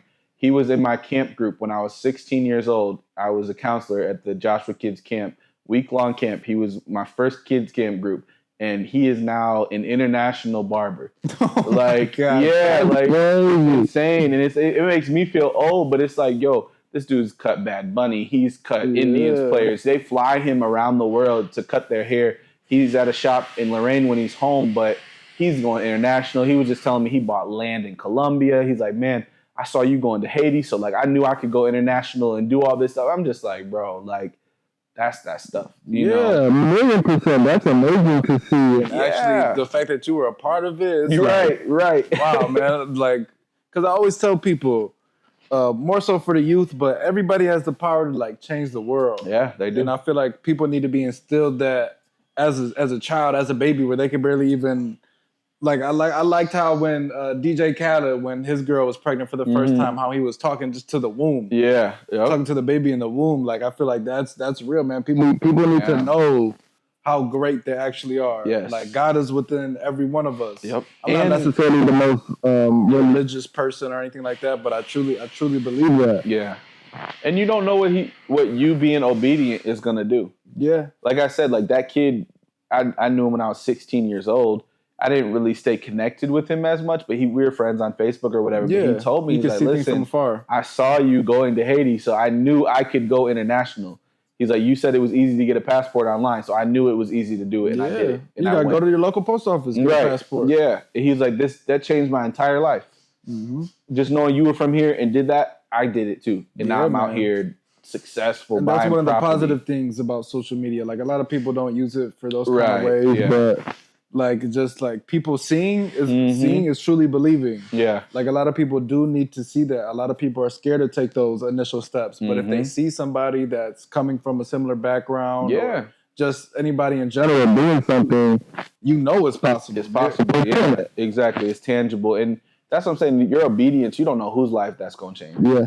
And that's why it's to this point now where it's like, man, I'm cool to do it all. You know what I mean? And that's another thing, like even in my life that I've noticed, like you stay your path, things might be the worst they've ever been, but 9.9 times out of 10, it works out in the end. You just got to go through that tumultuous time. You just got to wait it out, battle it out. Don't self-destruct. Yeah. Like I'm trying to tell that to people all the time. Like anybody that I have a constant communication with, anytime they bring up they're going through some crazy negative thing that I can't even necessarily relate to, just stay that course, man. You have to, because if you don't, it's only going to be worse. If you don't see things through and you just let certain circumstances and certain events that happen to you in your life or people around you, loved ones.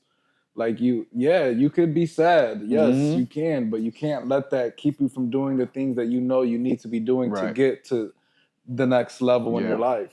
Yep, exactly. That's huge, because you could be hit one after another, and you were on a good path, but now you're allowing all that like hurt and pain to kind of more so control you and just steer you off of that path. Exactly. Like I always think like when you go through the worst things, that's like the start of something great coming into your life. Just like you went through a crazy circumstance that most people will never even go through, losing damn near a whole country.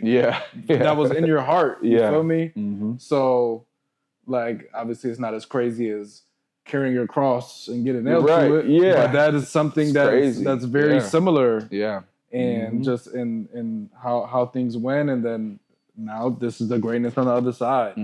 You're able to lead whole what would you call them? Whole parishes. The congregations in the campus. And that's been the cool part about this chapter is like being campus pastor over Cleveland. It's like I get to really take everything I've learned and apply it there. You know what I mean? I get to take everything I've learned about people, everything I've learned about communicating, leading, being a part of a team, all of that stuff, from school to football to Haiti to everything. I get to imbue that into the culture there at that church. And It's growing. It's beautiful. It's thriving. It's a vibrant community of people there, and it's just welcoming people that love people, and you come as you are. Yeah, I remember for your first sermon there. Whenever me and my mom went, and as soon as we're walking through the parking lot.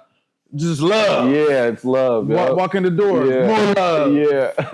Like, it's just like, oh, okay. It just kind of, like, I wasn't even in the best mood that morning. And then as soon as I just felt that love, it was completely turning around. And then sitting through your sermon, that was just put things into more perspective for me, too. It's just like, and like I said, I'm not a religious dude or like that. Yeah. But going to church here and there, like, that'll really... straighten you out. You know what I mean? Because you never know. Like, I feel like anytime I've gone to church as an adult, like for some whatever reason, the sermon related to something. The Lord was talking to you. I mean? Yeah, man. Like I said, it's one of those things, and if you do spend more time in it, you get closer to him. You hear his voice clear. You're able to be directed in that way. But yeah, man. Like I said, I love where I'm at in life. I really enjoy being in this position that I said I would never do. Like, clearly said I was never going to do this. I never was going to preach. I'm sure that was like no doubt in your mind about it. Yeah, I was not doing that. Was not doing it. And so to be now here on the other side of all that and be who I am, I'm like, man, I'm grateful. That's amazing. Yeah, and I love it. So yeah, anybody watching, you got to come check me out. I'm real. I'm a real person. I'm not this pretentious, like, I don't know.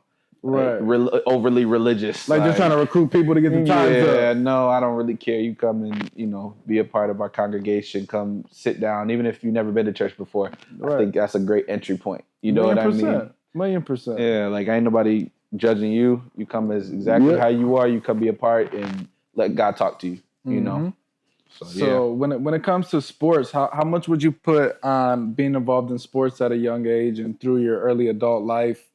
How would you say that's affected you being a pastor, and how's it helped you, like with the public speaking and being able to talk to different people? Because obviously, coming up in sports, there's going to be people from all different types of life on your team, and you got to be as one. So I think that in sports, first of all, I think athletes in general are the best like employees that you could ever have. Because I think the athletes know how to lose. I think that they know how to work hard for something and not get it. Yeah. You know what I mean? Like you can practice, you can work, you can be the absolute most prepared person and still lose. And that's hard. You know what I mean? That's a hard pill to swallow. That's a hard reality of life. But I think that perspective that you gain through playing sports, that perspective that you gain through, working very hard and still losing is important.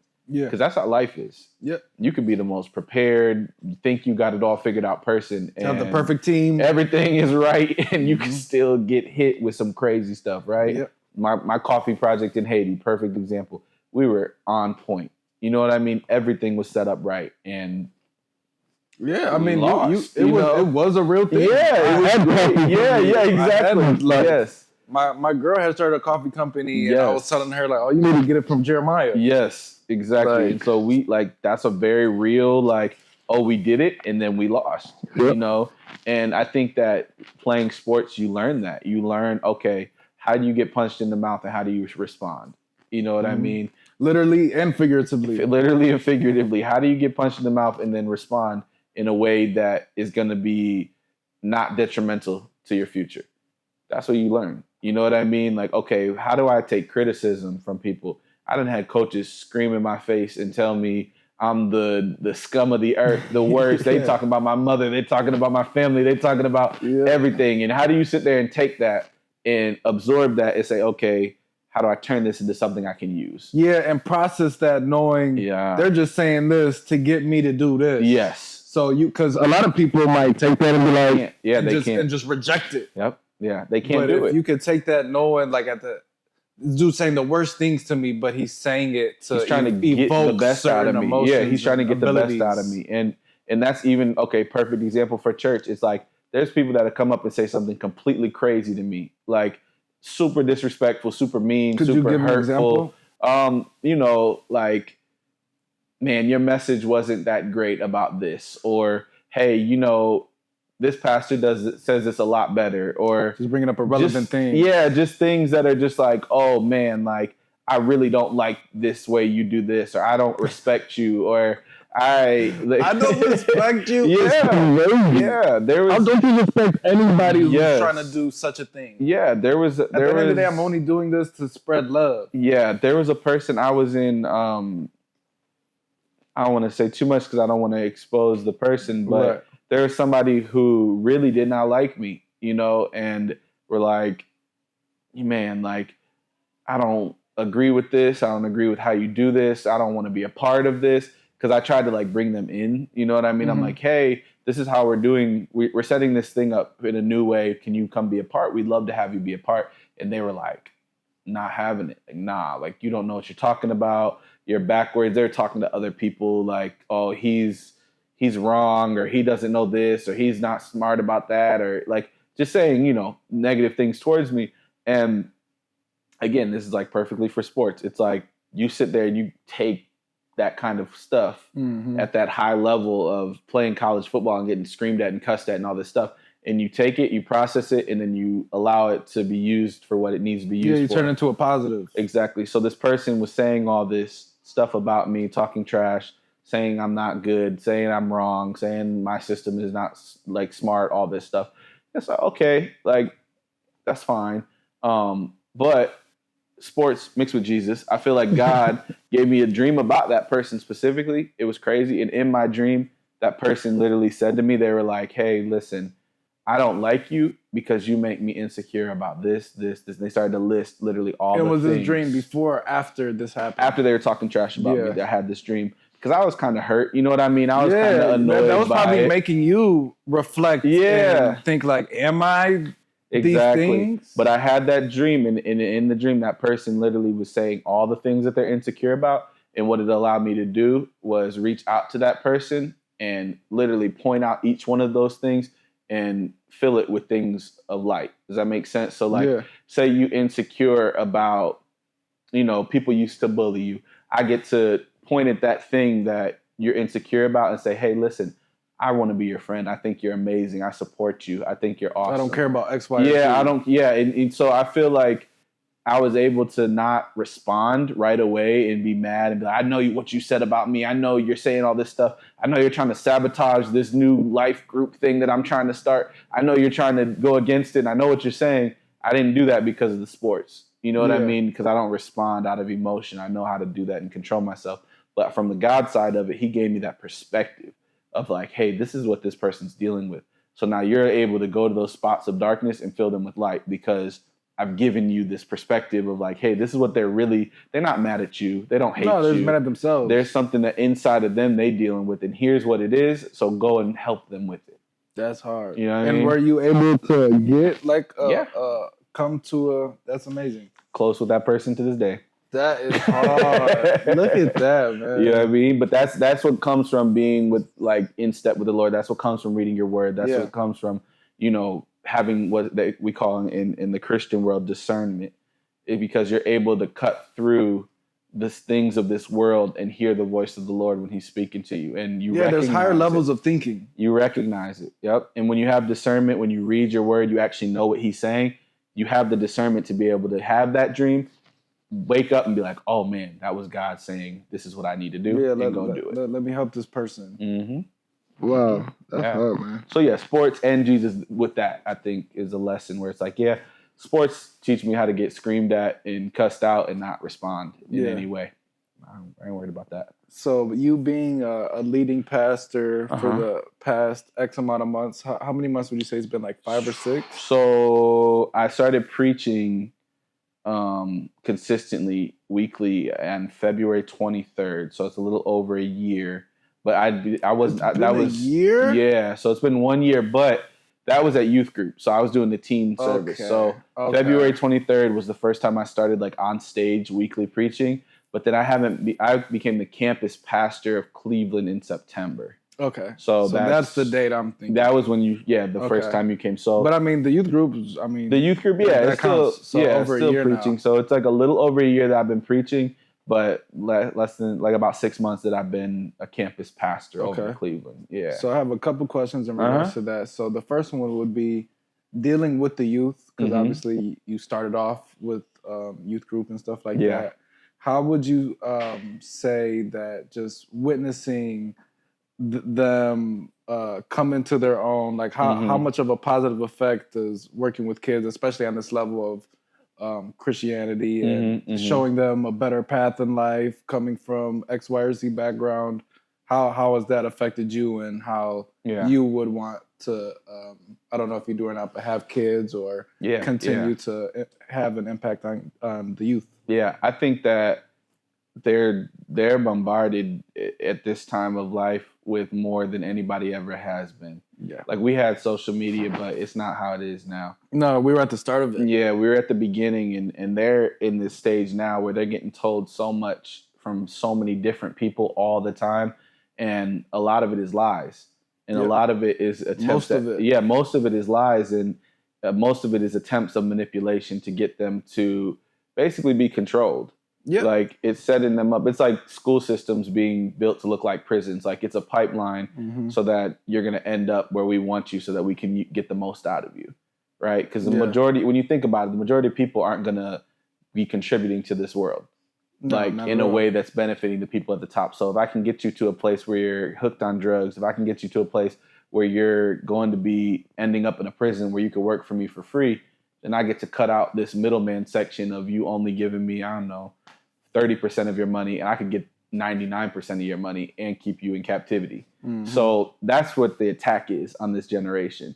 You know what I mean? Is to put them into this pipeline of control by, the powers that be, the people at the top, the government, the people that own this country, that have the money.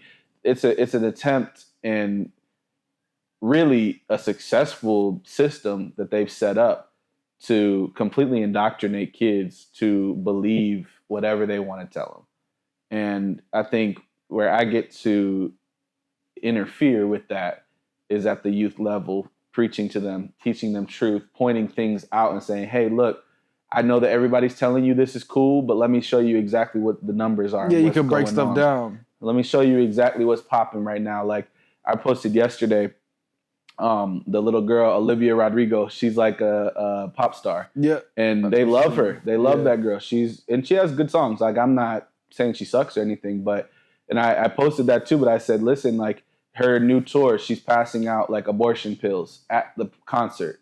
She's funding abortion clinics and Planned Parenthood with her tour. And I got to tell these kids, you know what I mean? This 150 kids that I talked to. Just preach how to not even get into that predicament of needing an abortion. You see what I'm saying? Like, abortion. What is the message? Yeah, what is the message that you send? Like, just have sex and go crazy. Yeah, and then kill the kid. Like, what's the message that you sending? Like, first and foremost, what's the message you sending? Second of all, like, I got to point out this was really yesterday. I put on my story and I talked about it, but I get to talk to the 150 kids that I have influence over every single week and say, listen, like, when you talking about this culture telling you to cancel people, when you talk about this culture telling you to post a little blue square to support Jewish people or a yellow square to Asian and black people, like, when you posting all these little squares and canceling people for offending you, I said, listen, I want you to understand that Planned Parenthood has a targeted agenda from the beginning. You can track it. And to this day, their goal is black genocide. Understand that they're literally the targeting, people who started it. They are targeting black and brown communities to kill their babies. We have a higher rate of abortions happening to any other nationality. Any other nationality. It says 1 of 3 kids.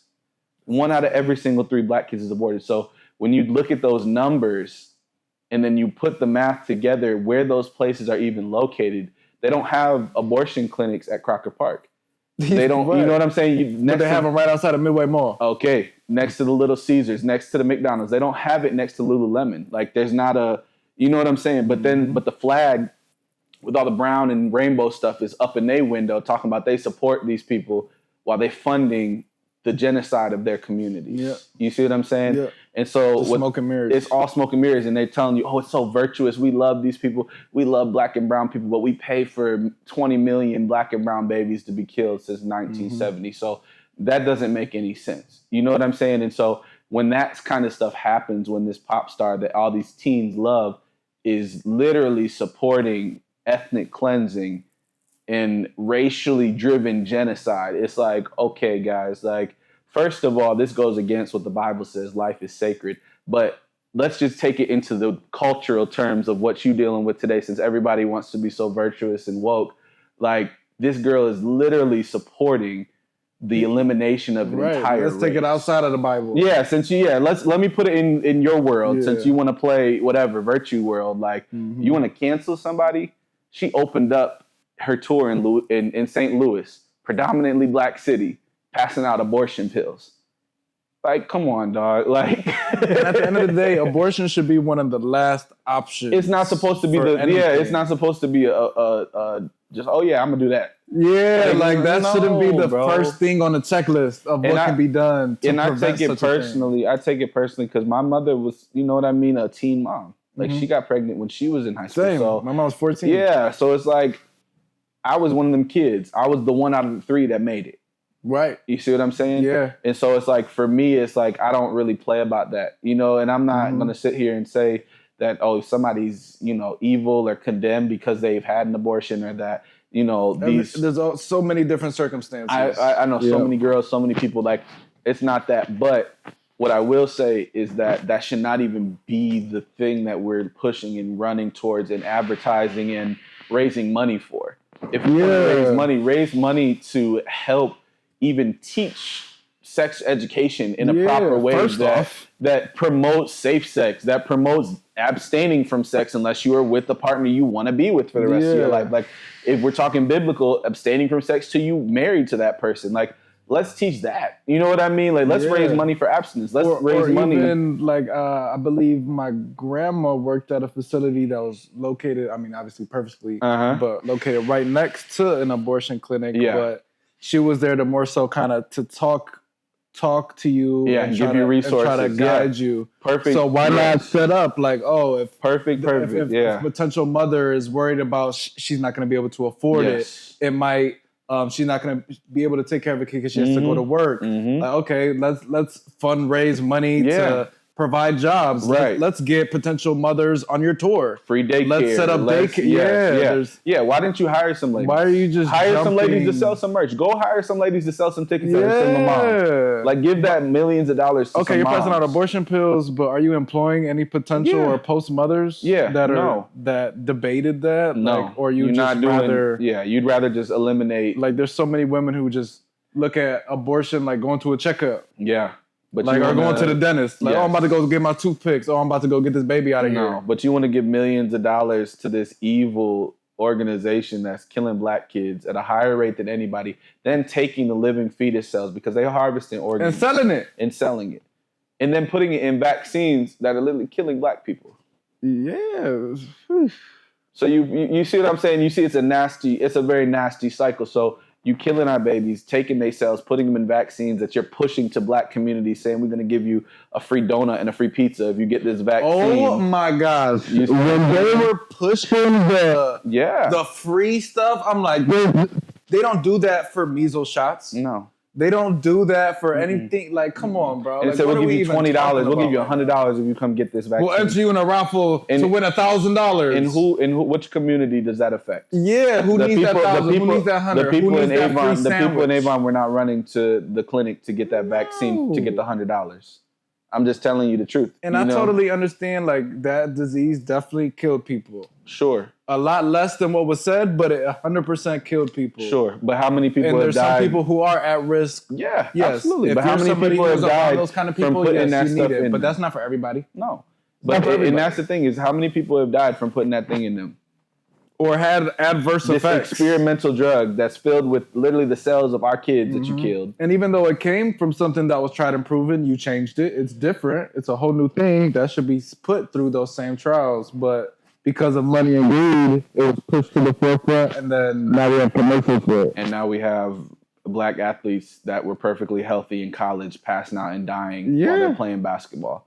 Mm-hmm. Or kids in high school on the football field that are dying. And their organs are now being taken and given to who needs it. So it's a very dirty, nasty cycle. And to kind of segue to what you were talking about, like tonight there's an event. It's called Cornerstone Pregnancy Center. It's here in Lorain, and our church, I believe, we pledged $30,000 to it, and that's what it's for. It's for resources for mothers that are in need, that are like, hey, listen, I don't want to kill my kid, and I need help. What are my options? You know what I mean? Yeah. What are my options? What can I help? And it's like, okay, we giving $30,000. That's awesome. But like, imagine if Olivia Rodrigo gave. Yeah. You know what I'm saying? Raising money for Planned Parenthood when you could be raising money for stuff like Cornerstone Pregnancy Center. Like, yeah. Imagine if she would have gave $1 million tonight at the Cornerstone. Yep. And as much as they say the world's overpopulated, it's really not. No, it's not. And if you really look at the numbers and do research, you see that we're in a decline. Yes, and if people having babies, a way you could keep people oppressed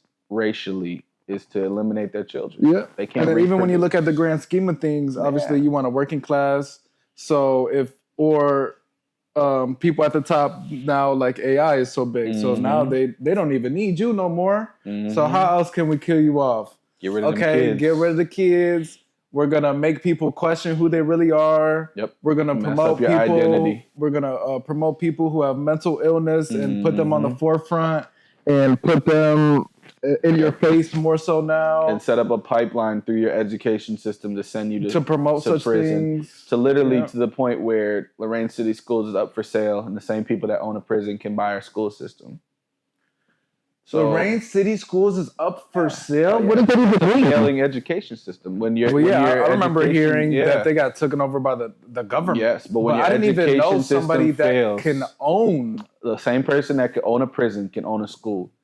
And so when you understand the fact that I can make my school indoctrinate you to the point where you're going to end up in my next facility, I'm going to do it. Your schools are going to be designed the same way my prison, so you'll feel right at home. Owning a public education system doesn't even sound. I mean, the fact that jails and prisons are even on the stock market is kind of like available. That same it's knowledge. Messed up. Like, how does that even make sense? Yeah, it's messed up, but it's real. Why do we want people in jail? So if the kids that don't get killed make it, let's put them in a school that is going to set them up to work for me for free for the rest of their lives. And at the very least, just be a low-scale employee. Flood their community with drugs. Give them a bunch of free food that's filled with all type of red dye. And, sell them illegal guns. And you mess their minds up. Let me put them on medication from the time they 3 years old. Tell them they have ADHD, but really, I gave them a bunch of free Takis and Kool-Aid their whole life, so their mind is just a mess. And we're numbing them with those drugs. So by the time we get to 18, like, are you ready to come be this submissive, no thought dummy that's going to work for free? Who's super unhealthy, doesn't feel good inside or out. So that's when you say, okay, what is the benefit of working with teens, working with kids? Tonight when I do this Cornerstone event at the Pregnancy Center, I'm excited to be there. Tomorrow morning when I get to wake up and pick up kids for Joshua Kids to come here and learn who they truly are and get preached over and spoken into, gets time invested into them.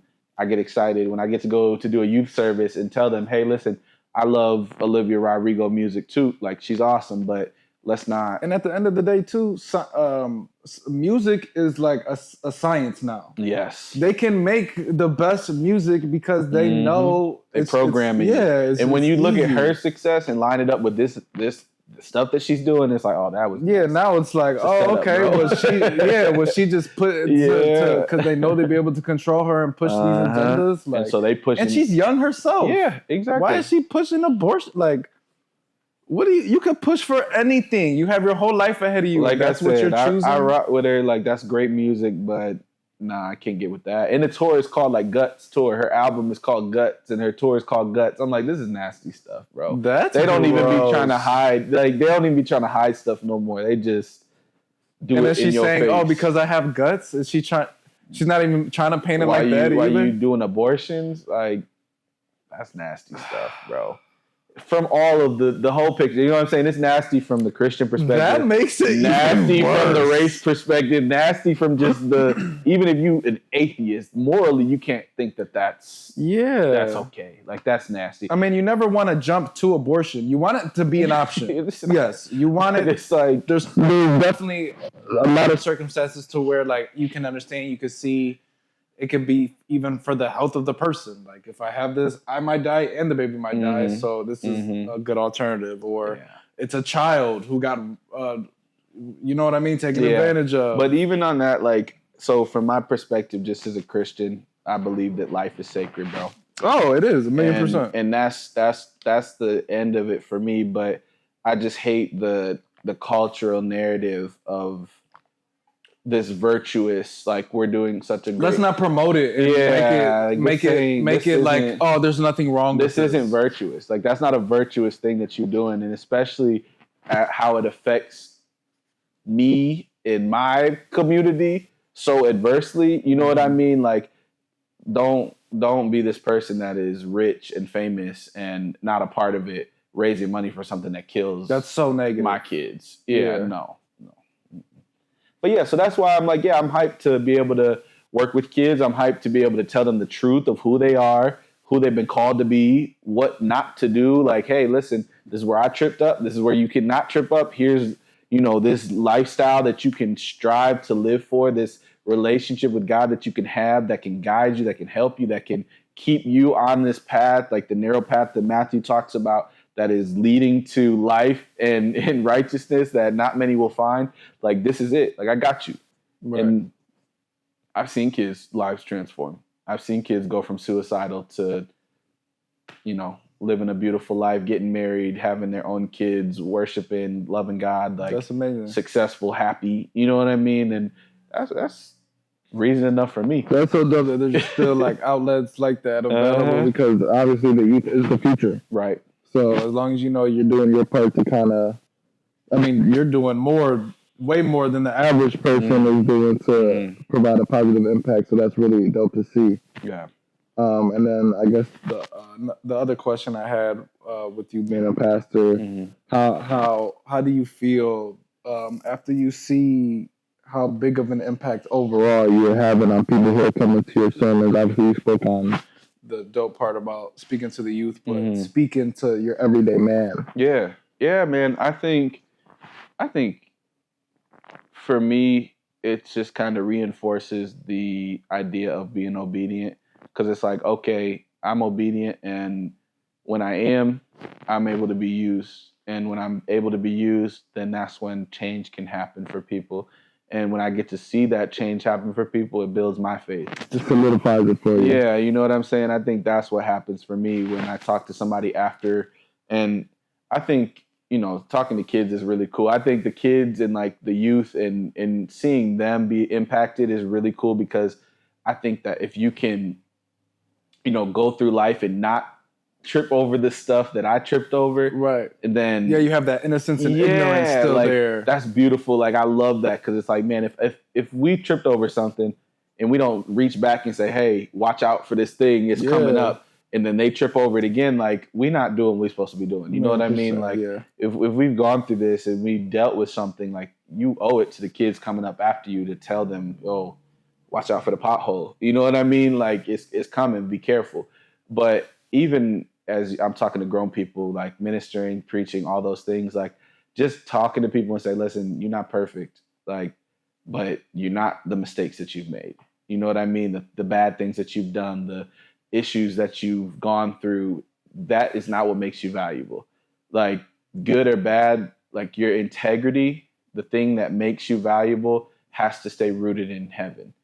Because when you understand that and you say, okay, my integrity is rooted in what God thinks about me, and what God thinks about me is eternal. So that can't be changed.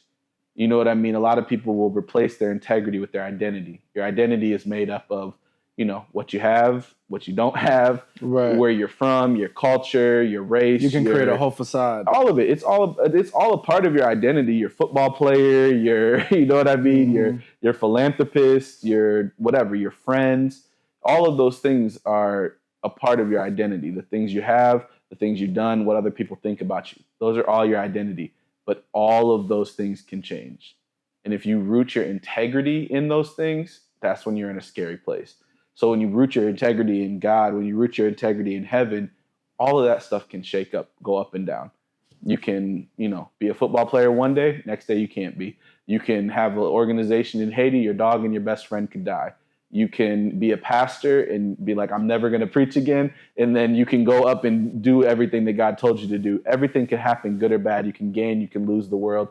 All of these things could happen to you. But ultimately, this over here doesn't move.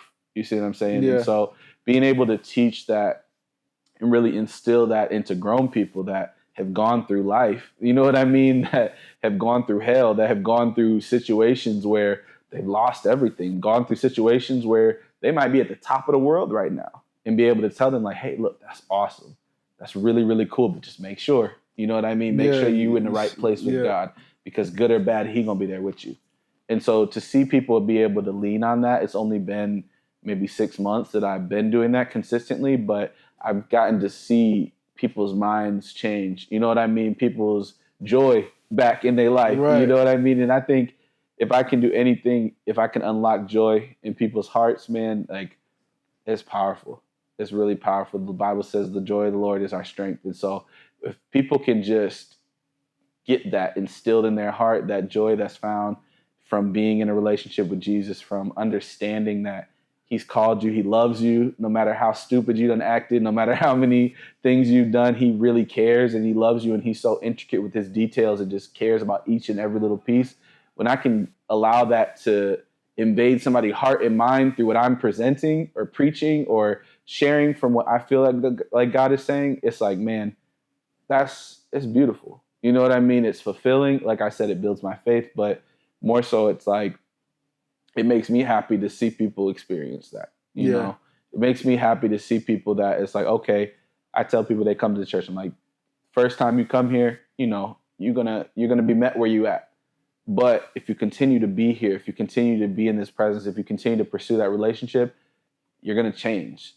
Like Jesus met a woman at the well and she was a prostitute, and He met her where she was, got down, stooped down to her level, got her some water, all that stuff, which was like, don't do that if you're a rabbi of the time, right? Yeah, but he really want to be seen with such a person. Don't do that. But He met her where she was, but then He pulled her forward and said, okay, now it's time to grow. Let me teach you something. Exactly. So I helped you out. Let me talk to you. Like, okay, cool. I'm here with you. I met you where you at, but let's get better. And I think that's kind of where I'm at right now with my congregation and just with being a pastor. It's like, okay, like you come in this church, you're going to get loved. You're going to get welcomed. You're here where you are, but you're not going to sit there to be better. Yeah. You know what I mean? I'm not here. You're going to leave wanting. Yeah. Like I'm not here just to make you feel good. Like I'm not here to put on no show for you. I'm not here to sit there and make you feel right about the wrong that you're doing. It's like, no, I ain't here for any of that, bro. I'm going to tell you the truth of what this word says, and I'm going to push you and just tell you that, hey, listen, I love you. Jesus loves you. But if you want to live this life, if you want to be a follower of Him, if you want to experience the fullness of what He has for you, you got to count the cost. You got to pick up your cross, you know? That's hard, man. It's good. It's good. I would say that's a perfect ending, man. Yeah. If you could tell people how they could see you, how they could get involved with the church, how they can get involved with the youth groups. Yeah, man. Just kind of all that general information. Yeah. So Church on the North Coast, we have campuses in Lorain, Avon Lake, Cleveland, and Wickliffe. I'm the pastor of the Cleveland campus. So I'm a campus pastor there. If you want to come check me out, come check me out. We meet every Sunday at noon. If you are in youth, 7th through 12th grade, we have something called DSM. It's our youth group. It's called Discovery Student Ministries, DSM. So you can follow us on Instagram, Church on the North Coast on Instagram, DSM on Instagram. Connect with us. Come check me out. And yeah, that's really it. God bless y'all. Yep. Oh, and this will be coming out before Easter, so if you want to say what you guys have. Yeah. So we have Palm Sunday, which is just the regular Sunday services. We have Good Friday, which is a Friday night service, obviously. I think it's around, I don't even know, check out the Instagram, it'll tell you. And then Easter Sunday, obviously, at noon at Church on the North Coast in Cleveland, or in Lorain, we have it at 10. So yeah, check us out on Instagram for all the information on like the times and all that good stuff. But yeah, I would love to meet you. If you watch this and you come to church or something, like let me know, because I would love to talk to you and, you know, connect in that way. But yeah, appreciate y'all. Thank you, Jeremiah. That was good. Yeah. Hopefully that's the content you wanted. Hell yeah. Because my point